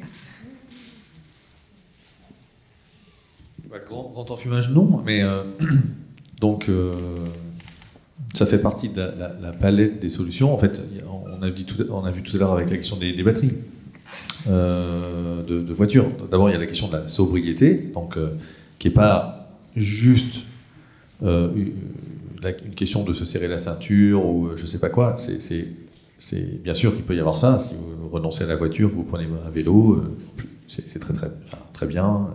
Ça peut aller que dans le bon sens. Mais il y a aussi des choses qui pourraient être organisées. C'est-à-dire que je prends souvent l'exemple, je vais arrêter parce que c'est tout le temps les mêmes exemples, mais des réseaux télécoms. On a 4 réseaux télécoms, avec tout leur réseau d'antennes. Bon, c'est bien, on a organisé la concurrence comme ça, mais chez moi, j'ai pas 4 tuyaux d'eau et 4 câbles électriques pour choisir mon opérateur d'eau et mon opérateur électrique, quoi. J'en ai qu'un. On n'a pas 4 câbles, on n'a pas 4 autoroutes qui font Paris-Lyon, on n'a pas 4 réseaux de train, on n'en a qu'un. Bon, dans le numérique, on s'est permis, parce que finalement, c'était pas cher, qu'on a fait des gains incroyables d'efficience quelque part, d'avoir 4 réseaux. On pourrait faire un unique réseau d'accès qui serait concédé par région, Bouygues, Orange et je sais pas qui, et ça marcherait très bien, ça marcherait pareil. Ça, c'est des économies de ressources. Voilà. Donc, il y a donc cette piste de la sobriété, c'est la première piste. Puis la deuxième piste, c'est effectivement la piste du recyclage. Mais hélas, le recyclage, ça se passe très très mal Alors il y a des endroits où ça se passe très bien. Les batteries au plomb des véhicules thermiques, comme les gens les jettent plus dans les fossés, c'est cool. Donc on les amène à la déchetterie, ou alors il y a une gestion des véhicules hors d'usage. Donc c'est recyclé à 99%, quoi. Parce qu'en fait c'est mono-usage et c'est très bien traité d'un point de vue réglementaire et il y a la filière. Donc du coup ça fonctionne. Mais dans plein d'autres cas, c'est plus difficile. Donc, l'extrême c'est le numérique, où dans un ordinateur, dans un smartphone, il y a 30, 40, 50 métaux différents en toute petite quantité. Et donc c'est très, très, très difficile à recycler. Il y a des pistes, quelques pistes. Par exemple, le BRGM, justement, travaille sur je crois que c'est des fluides supercritiques, donc je ne sais plus lequel, ça veut dire à haute température et haute pression, qui viendrait en fait lécher, par exemple, les cartes électroniques et du coup extraire le contenu métallique des cartes électroniques, donc à très haute température. Et puis après, du coup, par chimie séparative, je ne sais pas trop, on arriverait à récupérer les métaux. Voilà. Mais bon, c'est très prospectif, c'est très compliqué. Et de toute façon, il n'y a pas beaucoup de valeur. Hein. Dans un téléphone, il y a 2 € de matière première. Hein. Donc de toute façon, vous ne pouvez pas mettre quelqu'un très longtemps pour le démonter et bien optimiser tout ça. Donc le seul système raisonnable techniquement, si ce n'est économiquement, pour l'instant ça ne les laisse pas économiquement, c'est de dire, une fois que l'objet a été fabriqué, qu'on a extrait une ressource, qu'on a bousillé un peu la planète pour concentrer cette ressource, c'est-à-dire faire des métaux, les purifier et ensuite les intégrer dans les objets, ces ressources ne sont plus utilisables pour les générations futures. Ça sera une seule fois dans l'histoire de l'humanité qu'ils auront été utilisés. Bien, notre responsabilité devrait être de faire durer ces objets. En gros, voilà. Donc, un téléphone, c'est difficile à recycler. Par contre, c'est, entre guillemets, facile à réparer ou à faire durer. Bien sûr, ça demanderait plein de changements. Il y a des questions d'obsolescence. Des fois, c'est même pas l'obsolescence du matériel, hein, c'est l'obsolescence entre le logiciel et le matériel. Hein. Dans le numérique, c'est souvent ça. Hein, l'ordinateur se met à ramer ou le téléphone se met à ramer. Donc ça demanderait une profonde évolution qui n'est pas impossible d'un point de vue purement culturel. Hein. Personne se roule par terre de plaisir juste avant Noël parce qu'il a dû changer son aspirateur ou sa machine à laver parce qu'elle était tombée en panne et que c'est pas rentable de la réparer, quoi. C'est pas l'achat plaisir smartphone ou je sais pas quoi, le petit haut sur vide-tête, quoi, hein, ou le pull vert. Donc il y a plein d'endroits où on pourrait tout à fait rentrer dans une logique économie de la réparation, mais le problème c'est que pour l'instant on n'a pas fléché ni la réglementation ni le système fiscal pour permettre ça. En fait, en gros, c'est vous arrivez avec votre fer à repasser chez votre dealer de fer à repasser, et puis il vous dit ma bonne dame, mon bon monsieur, rien que de l'ouvrir, vous faire le devis, c'est même pas la peine, ça va vous coûter le prix du neuf. Pourquoi ça va coûter le prix du neuf ? Parce que le travail humain est cher, tant mieux. Hein, ça veut dire qu'on est mieux payé et que il y a la protection sociale assise sur le salariat. Mais sauf que du coup les ressources ne valent rien, les externalités environnementales ne valant pas grand-chose. Hein. Encore une fois, juste se donner l'ordre de grandeur, les cotisations sociales, ce qui permet de se payer la sécu, les retraites, l'assurance chômage, ça, c'est de l'ordre de 500 milliards d'euros en France. Les taxes environnementales, carburant compris, c'est 50. Sans le carburant, c'est quelques milliards. Et la taxe carbone qui a fait lever tout le monde sur les ronds-points, etc., c'est 3 milliards aujourd'hui en France. Donc 3 milliards contre 500 milliards. Donc voilà, donc dans ce modèle-là, eh bien, à chaque fois qu'une entreprise, à chaque fois qu'une administration peut faire le choix technique de se passer de l'être humain et de le remplacer par une machine, il le fait. Parce que voilà, c'est la marche du monde. Et ça vient, ChatGPT, c'est pareil, hein, c'est de remplacer du travail humain par le travail de la machine. Et ça continue. Et ben ça, c'est un gâchis de ressources et ça nous éloigne du recyclage. Voilà.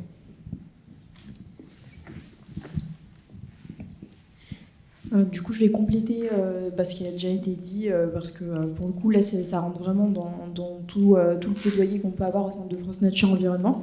Déjà, sur le recyclage, je voulais répondre en disant que aujourd'hui, notre analyse, c'est de dire que le recyclage, à ce stade, il est vraiment insuffisant, notamment dans le cadre d'une économie de croissance où on a constamment besoin de matière de plus en plus et on se rend compte que le recyclage n'arrivera n'arrivera jamais à rattraper les quantités astronomiques de matière dont on a besoin.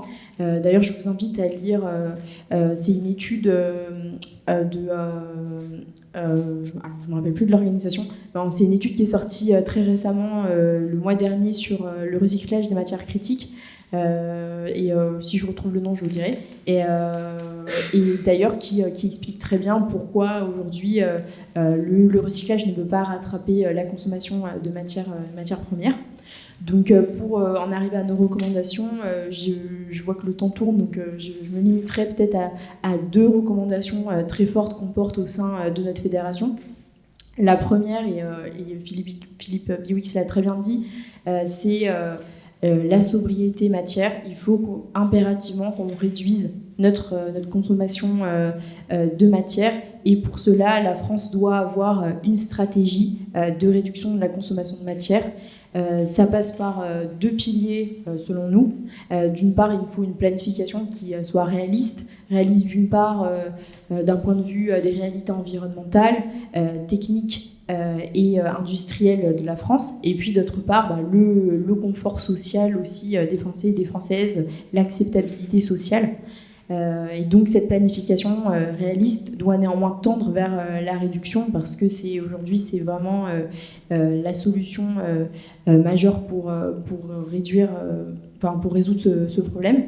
On a aussi basé cette stratégie de réduction sur les enjeux de priorisation de l'usage de la matière, parce qu'en effet, tous les secteurs ont énormément besoin de matière, donc c'est aussi à nous de faire ces choix-là, de quel secteur on veut privilégier. Nous, ce qu'on dit à France Nature Environnement, c'est que ces secteurs, ça doit être la transition écologique, bien sûr, mais c'est aussi la santé, l'éducation, et il y a peut-être d'autres secteurs un peu moins privilégiés. Et toute cette stratégie de réduction de la consommation, et là j'insiste énormément sur ce point, c'est qu'il faut que ça se fasse dans le cadre d'un débat démocratique. Parce que ça ne doit pas être une décision descendante, ça doit être pris en concertation avec les citoyens et les citoyennes.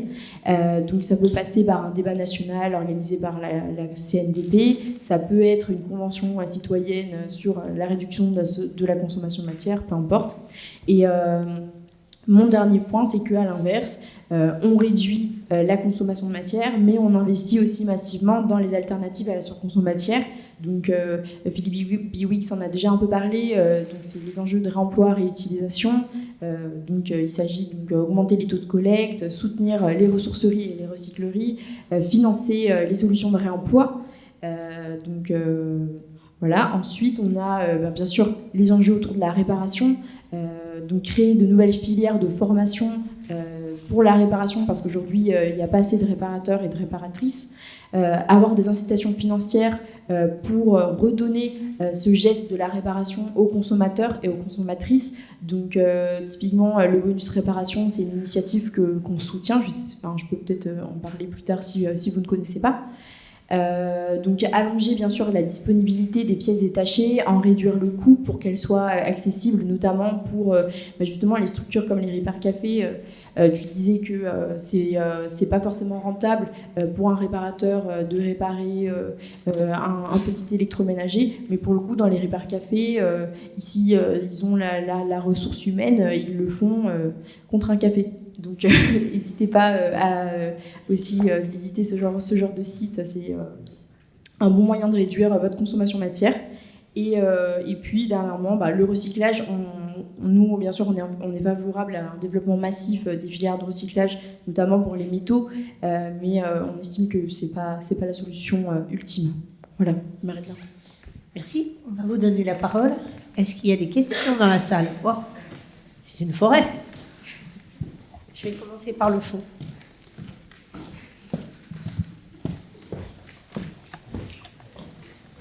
Gentil, merci. Merci pour cet éclairage et ces différentes voix sur le sujet. J'ai l'impression quand même que vous êtes très gentil à l'égard de ce sujet qui, juste le secteur minier, si j'ai bien compris, ça représente à peu près entre 80 et 90% de l'esclavagisme dans le monde. Donc on n'a pas beaucoup parlé du social, on a parlé surtout de l'environnemental, mais je pense que là, il y a quand même quelque chose au niveau de la violence même que représente la destruction des terres, grâce d'ailleurs au monsieur Alfred Nobel, qui donc est le père de la dynamite, on a vraiment non seulement révolutionné ces méthodes de destruction de l'extractivisme, mais on a été encore beaucoup plus loin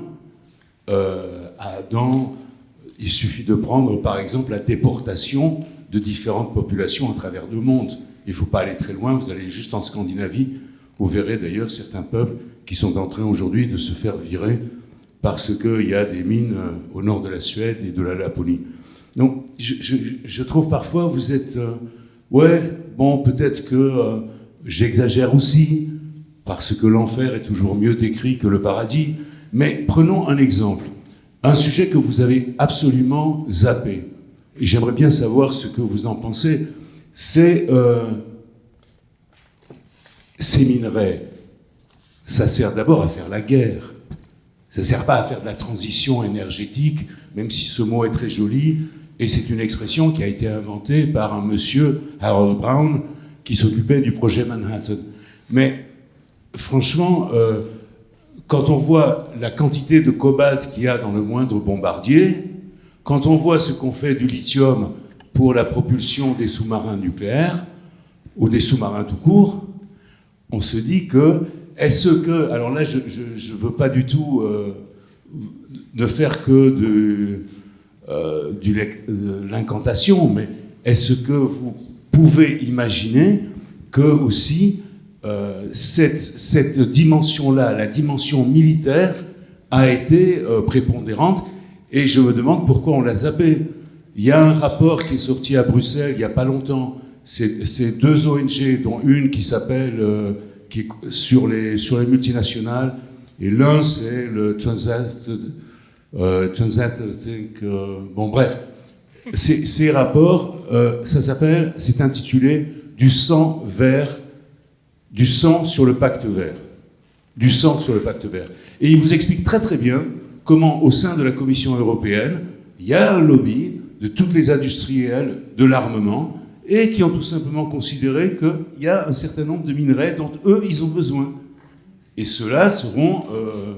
ils ne seront pas exemptés de la possibilité d'extraire ce qu'ils veulent, que ce soit pour la transition énergétique ou que ce soit pour leurs propres intérêts. Moi, je vous remercie beaucoup parce que vous touchez à des problèmes tout à fait essentiels. Un autre, qui à mes yeux est tout à fait important, et je vais l'exemplifier à partir de l'eau. Pour produire 1 kilo d'or, il faut 300 000 litres d'eau. C'est colossal. Et si la population du monde a des problèmes d'eau, c'est entre autres à cause des mines. Et j'ai un collègue, un Américain, qui a écrit que si les multinationales avaient à payer l'eau, elles ne s'installeraient pas un peu partout dans le monde, surtout en Afrique, parce que ça leur reviendrait trop cher. Qu'est-ce qui est en question là? C'est que les gens ne payaient pas l'eau. Ils prenaient l'eau aux puits. Et l'eau des puits, maintenant, sert à extraire l'or ou à extraire le lithium ou peu importe. Et ce qui est en question, c'est notre représentation du monde. On veut prendre des mesures, on veut prendre des tas de choses, mais on ne change pas notre manière de penser. Or, l'eau est un gros problème parce que quand on imagine qu'il faut payer l'eau, en réalité, les populations locales n'ont jamais payé l'eau. Et c'est bien à nous à changer les choses, à changer notre manière de voir pour intégrer, pour tenir compte du fait que les gens ne payent pas l'eau et que c'était quelque chose de naturel que de prendre l'eau. Puis... Merci. Merci. On va laisser d'autres personnes répondre. Pour rebondir sur la question, moi ça me fait penser à autre chose par rapport à la relocalisation des mines en France ou en Europe.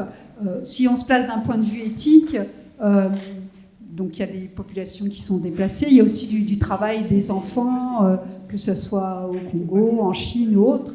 Donc, est-ce que vous pourriez répondre à ces questions de déplacement de population, d'éthique aussi, et puis par rapport à cette question de militarisation dont a parlé Ben Kramer? Alors, je ne suis pas un expert. Travail des enfants, oui, il y a toujours un peu l'exemple très emblématique de l'exploitation informelle du cobalt en République démocratique du Congo. C'est vrai, c'est une réalité. Alors c'est une manière pour eux aussi de gagner leur vie, d'une certaine manière. Bon. Mais c'est vraiment, il n'y a pas beaucoup de métaux comme ça, franchement. C'est assez rare aujourd'hui. Moi, à ma connaissance, pourtant, je ne fais pas partie du lobby de l'extraction minière, ça se saurait, je pense. Mais voilà, il y a cet exemple-là qui existe. Ensuite, pour le coup, il y a des flux financiers qui alimentent des seigneurs de guerre. Hein, c'est l'idée de... Donc voilà, le coltan, donc à ne pas confondre avec le cobalt, c'est la colombo-tantalite. Donc c'est le tantal qui sert aussi dans les microprocesseurs et aussi dans des aciers de haute performance. Donc oui, aussi des armes, c'est vrai. Donc, mais c'est plutôt que ça alimente l'instabilité et du coup les guerres, les viols, les trucs. Bon, donc on s'indigne. On s'indigne pas beaucoup pour la République démocratique du Congo. Quand j'y étais il y a 20 ans, ils en étaient à 4 millions de morts, et je crois qu'ils en sont à 8 millions de morts aujourd'hui, hein, des guerres civiles qui est directement liée aux questions d'exploitation minière et forestière, c'est certain, voilà, qui vont du diamant à l'or, au tungstène, quelques autres trucs comme ça. Donc, ça, il y a déjà cette composante-là. Donc oui, il ne faut pas négliger ça.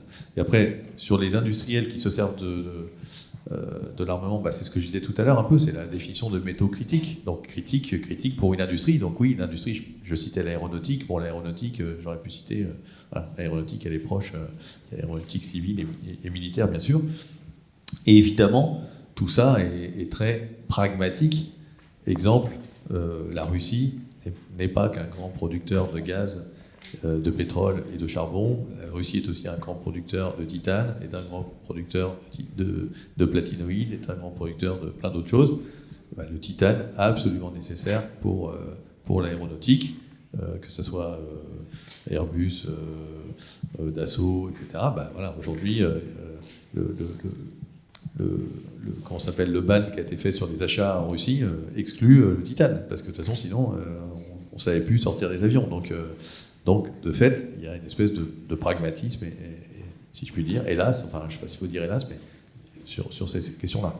Après, sur les questions purement volumétriques, je pense quand même qu'aujourd'hui, ok, le lithium qui doit être utilisé, je ne sais pas trop où, comme, je ne sais pas, ralentisseur ou accélérateur de neutrons, j'en sais rien, dans les trucs de la combustion nucléaire, des sous-marins lanceurs d'attaque, c'est un peu négligeable par rapport au lithium du vitrocéramique,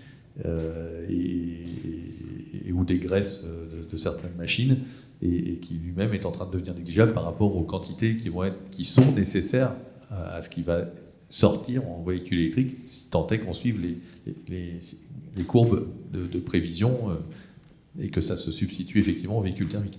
Parce que les volumes en jeu sont quand même énormes. Voilà. Et donc après, oui, il y a de l'électronique dans les armements pour guider les missiles, les machins, je sais pas quoi, mais par rapport aux centaines de millions de smartphones qui sont vomis chaque année, je pense que les quantités sont assez faibles, quoi. Donc il y a quand même, oui, bien sûr, il y a ces mésusages, on pourrait dire. D'ailleurs, la guerre, c'est pas que les usages dispersifs de métaux. Quand ça explose, c'est aussi des gaz à effet de serre. Il y a eu des études qui ont été faites là-dessus, sur le fait que c'était vraiment très important. Par la destruction aussi d'infrastructures et tout. Je ne parle pas des drames humains qui vont avec, hein, évidemment. Mais voilà, je pense que c'est quand même le consumérisme de masse et l'industrialisation, l'urbanisation, la numérisation du monde qui fait quand même les volumes les plus importants, quoi, pour les matières.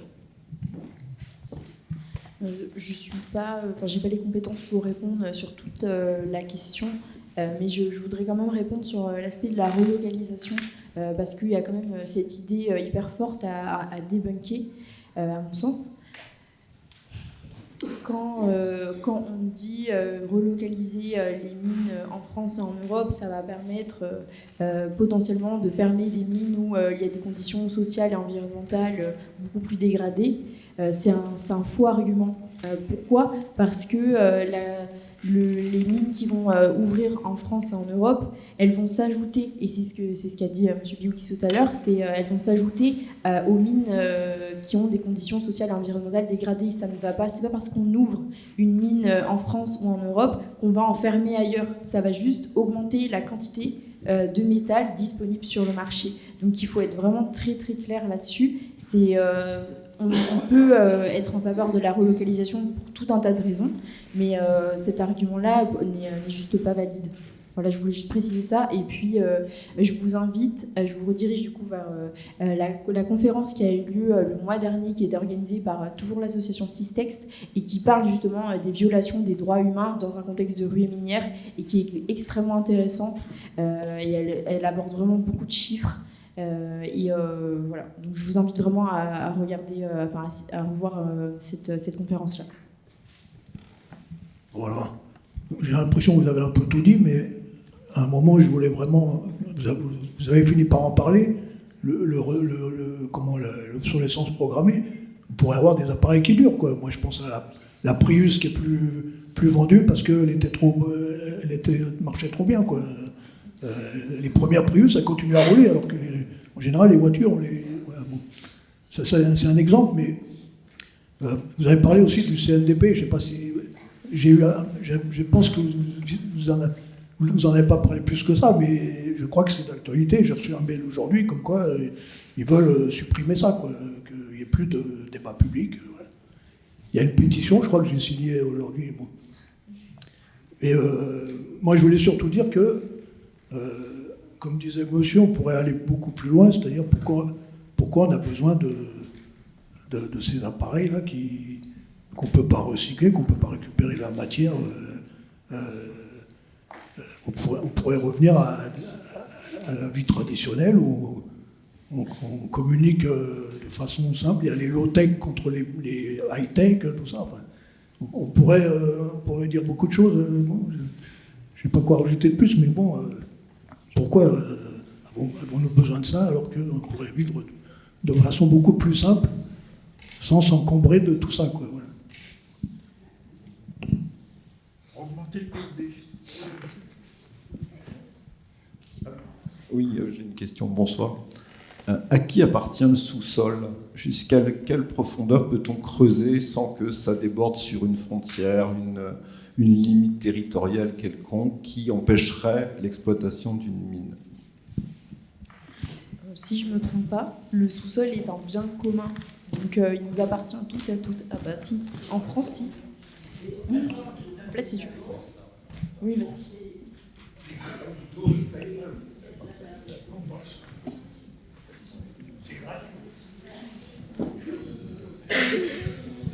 Ah, mais si, je peux répondre. Alors, pendant la Révolution, on a estimé que... Ah oui, pendant la Révolution, pendant 3 ans, on a estimé que le sous-sol appartenait aux propriétaires du sol.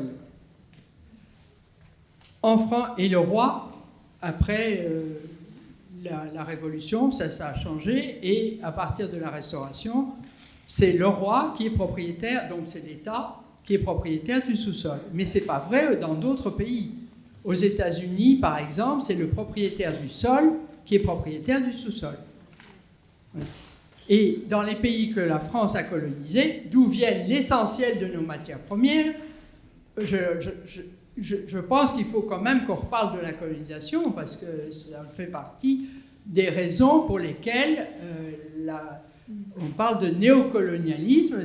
On continue d'exploiter, et c'est pour ça que la France ne veut pas quitter l'Afrique de l'Ouest, qu'on continue à prélever de l'or, des tas de minerais dont on a besoin, au point que, par exemple, pour la Polynésie, on a fait des investigations dans le fond de la mer.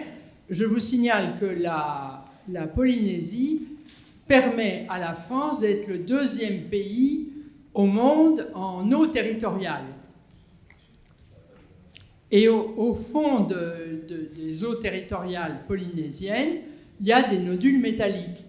Alors on ne sait pas encore comment on va les récupérer, mais on les a identifiés. Et il y a des tas de tractations actuellement et de recherches sur l'exploitation de ces nodules métalliques dans le fond des mers. Bref, donc c'est à 50 ans que ça se joue, parce que entre le moment où on identifie la présence de ressources et où on est capable de les exploiter, il s'écoule un temps non négligeable. Par exemple, entre l'exploration et l'exploitation, il s'écoule du temps. Ça a été souligné tout à l'heure, il faut pour un projet minier, c'est entre 10 et 20 ans. Mais ce qu'il faut aussi savoir, c'est que les sociétés d'exploration fonctionnent avec des fonds à risque.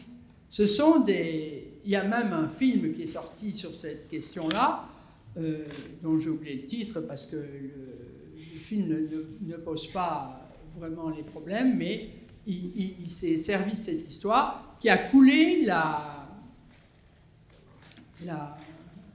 bourse de Vancouver. Donc, pourquoi la bourse de Toronto a pris le pas? C'est parce que des capitaux à risque qui devaient se servir à l'exploration de mines d'or en Indonésie, en fait, il n'y avait pas de mine du tout. Il n'y avait pas d'or, il n'y avait pas de pétrole, il n'y avait rien, il n'y avait pas d'uranium, il n'y avait pas de métaux. Et ça a donné lieu à des fonds spéculatifs qui ont marché à Vancouver pendant tout un temps, et quand les gens se sont rendus compte que c'était du bidon, évidemment, d'une part, la bourse a coulé, mais même les entreprises aussi.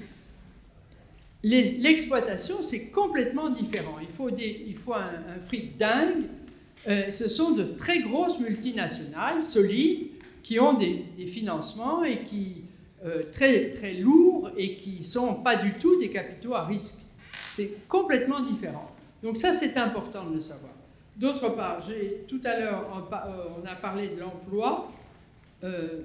L'emploi des jeunes, parce que je pense qu'il faut savoir que les métaux critiques sont pour l'essentiel, les matières premières critiques viennent de nos anciennes colonies, viennent du tiers-monde pour aller vite, ou des pays du Sud, comme on dit maintenant.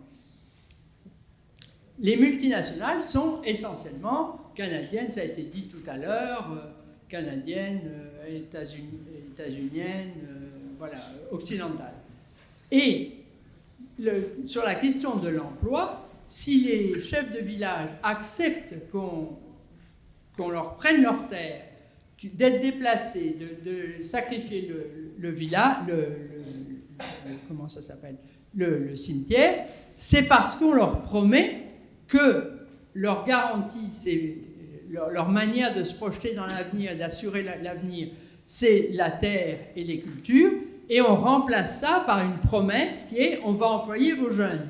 C'est l'emploi qui est le vecteur décisif pour lequel on arrive à obtenir l'autorisation et l'accord des titulaires des terres. Et en fait, quand on regarde de près, eh bien, les jeunes, ils sont employés, mais ils sont employés 1 mois par an. Ils sont employés, alors théoriquement c'est les locaux, mais c'est jamais les locaux, parce qu'à la capitale, il y a toujours des gens bien placés qui se débrouillent pour avoir des noms locaux et qui se débrouillent pour qu'eux sont employés. Enfin, l'emploi est une question fondamentale.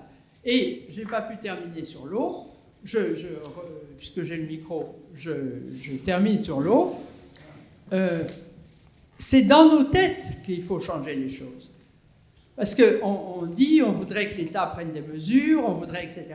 C'est dans nos têtes que ça se passe. Parce que si on ne change pas la manière de voir, par exemple, alors, donc, j'ai pris l'exemple de l'eau, parce que je citais un collègue qui avait dit, les multinationales n'investiraient pas en Amérique latine, en Afrique et ailleurs pour prélever des minerais, s'ils devaient payer l'eau. Et je me suis fait taper j'ai reproduit ça, je me suis fait taper sur les doigts parce que les populations ne payaient pas l'eau. Et payer l'eau, c'est une catastrophe de devoir payer l'eau. Donc, c'est bien dans nos têtes que ça se situe.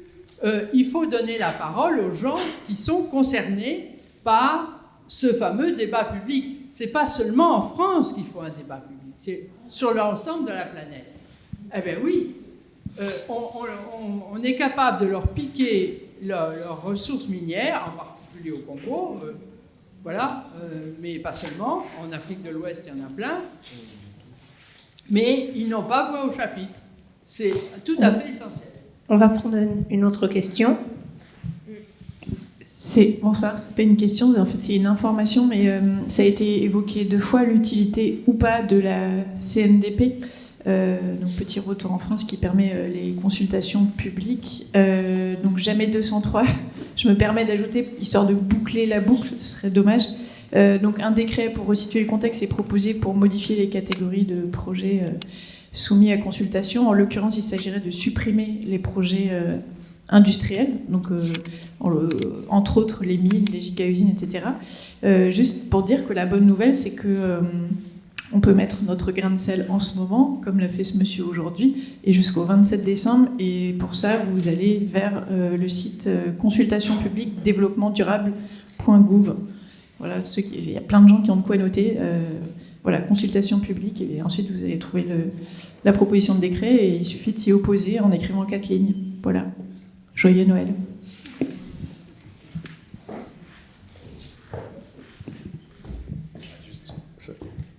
Pour noircir un peu le tableau, bon,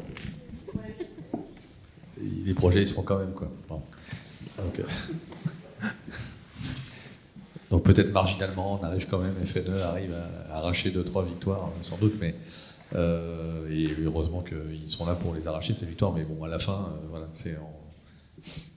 il ne passe que les projets qui vont se faire, quoi, de toute façon, d'une certaine manière. J'ai jamais vu, moi, un projet retoqué à l'issue de la CNDP, quoi. Mais peut-être que ça viendra. L'argument de la CNDP, c'est de dire qu'il y a plus de 60% des projets qui sont modifiés à la suite du débat public. Voilà. Modifiés après, dans quelle mesure, à quel point, ça se discute. Bonjour. Il y a la question de la CNDP. Moi, je voulais poser une question. Vous n'avez pas abordé la notion qui est aujourd'hui mise en avant par l'industrie minière, qui est la notion de mine responsable.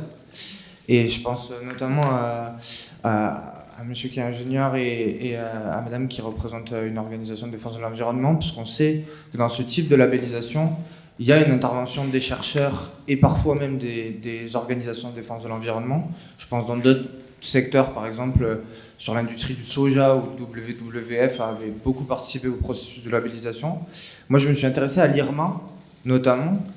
Et par exemple, on peut voir que sur les 8 mines dans le monde que l'IRMA a fini le processus de certification, aucune n'a atteint la certification IRMA 100, qui est la seule certification viable, normalement, pour être qualifiée comme mine responsable. Pourtant, je prends notamment par exemple le cas d'Eramet, qui a 4-5 mines en certification, et notamment toutes quasiment actuellement en phase d'auto-évaluation. Eramet met en avant ces mines déjà comme des mines responsables dès le processus d'auto-évaluation. Alors comment, je pense pour la population notamment qui doit être bien informée, comment on contre ce processus qui aujourd'hui s'apparente vraiment à du greenwashing moderne et très très poussé dans sa manière d'être faite. Voilà. C'est pas une question pour un ingénieur, hein, c'est pas une question technique, c'est une question, ça relève des sciences sociales, je pense, sur la question de dire comment je peux jouer de l'image d'une labellisation que j'ai pas encore obtenue, je sais pas quoi dire. Alors déjà sur la question de ces certifications, nous on se fie encore une fois à l'avis de Systext, qui est de dire aujourd'hui qu'il n'y a aucune certification internationale qui remplace une bonne réglementation, parce qu'au final c'est vraiment la réglementation qui permet d'avoir un meilleur encadrement d'une mine, grosso modo. Donc c'est l'idée principale. Aujourd'hui on se rend compte que Ces certifications internationales, elles sont souvent, déjà, elles sont pas obligatoires, elles sont pas contraignantes. Leurs données sur lesquelles elles s'appuient, elles se basent principalement sur les données issues du porteur de projet, donc il peut dire un peu tout ce qu'il veut, entre guillemets. Donc à partir de là, ça ne remplacera jamais une bonne réglementation plus stricte avec des bons contrôles et des sanctions associées au contrôle. Donc nous, c'est notre position là-dessus. Et puis... Justement, dans le cadre d'une autorisation de projet, face à un État qui, lui, on le sait aujourd'hui, il y a peu d'endroits dans le monde dans lesquels un État va prendre plus la parole d'une organisation de défense de l'environnement que celle d'un label qui parfois fait des processus complexes pour dire qu'il y a des certifications. Vous, comment vous luttez face à ça justement ?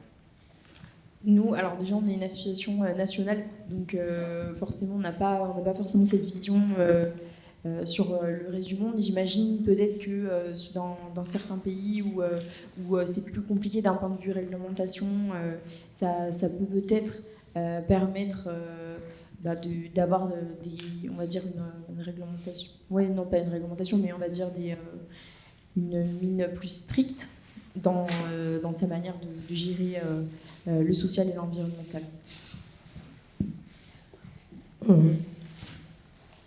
T'as encore une question ? Oui.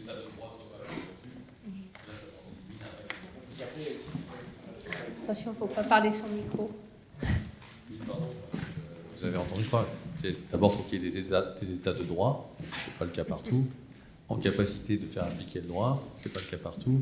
Qu'ils ne soient pas corrompus, ce n'est pas le cas partout. Donc, déjà, en faisant tout ça, tu colories la planisphère, il ne t'en reste pas beaucoup, quoi. Il reste l'Australie, le Canada, je ne sais pas, j'exagère un peu, mais... et encore, bon. Souhaiter, mais c'est très très compliqué à faire appliquer réellement sur le terrain, c'est sûr.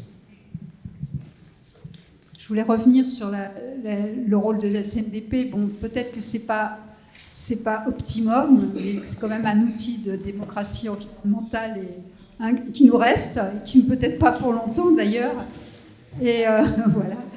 Et sinon, pour dire aussi qu'on a quand même des exemples de mobilisation citoyenne qui viennent aussi renforcer ces outils de démocratie locale. Je voudrais citer comme exemple, là, en Norvège, il y a eu tout un mouvement pour interdire l'exploration sous-marine. Et là, il y a une victoire qui vient d'être obtenue en Norvège par le parti, je ne sais plus quel parti norvégien, mais bon, qui a agi, relayé en France par Camille Etienne, voilà. Et puis, peut-être que Victoire voulait aussi nous parler d'une mobilisation qui avait marché en Roumanie, pour finir un peu sur une application. Ouais, on en a parlé un peu au début. Oui. Isaline ? Oui, je voulais peut-être aussi parler de Montagne d'Or. Je ne sais pas si vous connaissez. Pour le coup, là, c'est quand même un bon exemple de l'utilité de la Commission nationale du débat public. Parce que pour le coup, pour remettre un peu les choses dans le contexte, c'est un projet, c'est une mine d'or, et ils avaient un projet d'extension de la mine. Et, en Guyane. En Guyane, exactement, donc en France. Et en fait, le débat public a notamment permis de révéler toutes les failles du projet d'extension. Et ça a aussi permis de mettre un peu l'accent sur l'avis des populations locales qui jusqu'ici étaient ignorées complètement par le projet. Donc pour le coup, là, ça a été très utile. Et donc nous, France Nature Environnement, on s'est notamment appuyé sur ça et sur les failles aussi du code minier pour porter le dossier et faire en sorte que la mine ne soit pas étendue. On est allé du coup jusqu'au Conseil d'État et on a gagné. Là, au final, on a eu encore une dernière décision le 26 novembre 2024. Je lis mes notes parce que c'est pas du tout un sujet que je maîtrise, mais où la Cour administrative d'appel de Bordeaux a apporté un coup d'arrêt au projet de mine d'or, donc de Montagne d'Or, en reconnaissant la biodiversité exceptionnelle quand même du territoire, et que la gravité des conséquences d'un accident dans l'exploitation de ces mines serait telle que un refus des prolongations sollicitées se justifiait. Donc au final, ils ont refusé de prolonger sur ce projet de montagne d'or. Donc c'est quand même positif, on se rend compte que parfois c'est utile. On s'arrête là, c'est la fin. C'est la fin. Je sais que... Voilà.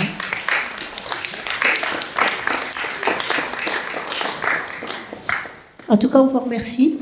On remercie l'Académie du climat, nos partenaires, Reporters, Socialterre. Et on vous annonce que la prochaine conférence aura lieu le 16 janvier, qu'on y parlera de la santé des humains et la santé de la Terre, intimement liées, et de nous à l'intérieur des écosystèmes. À la prochaine fois, j'espère. Passez de bonnes fêtes et à l'année prochaine.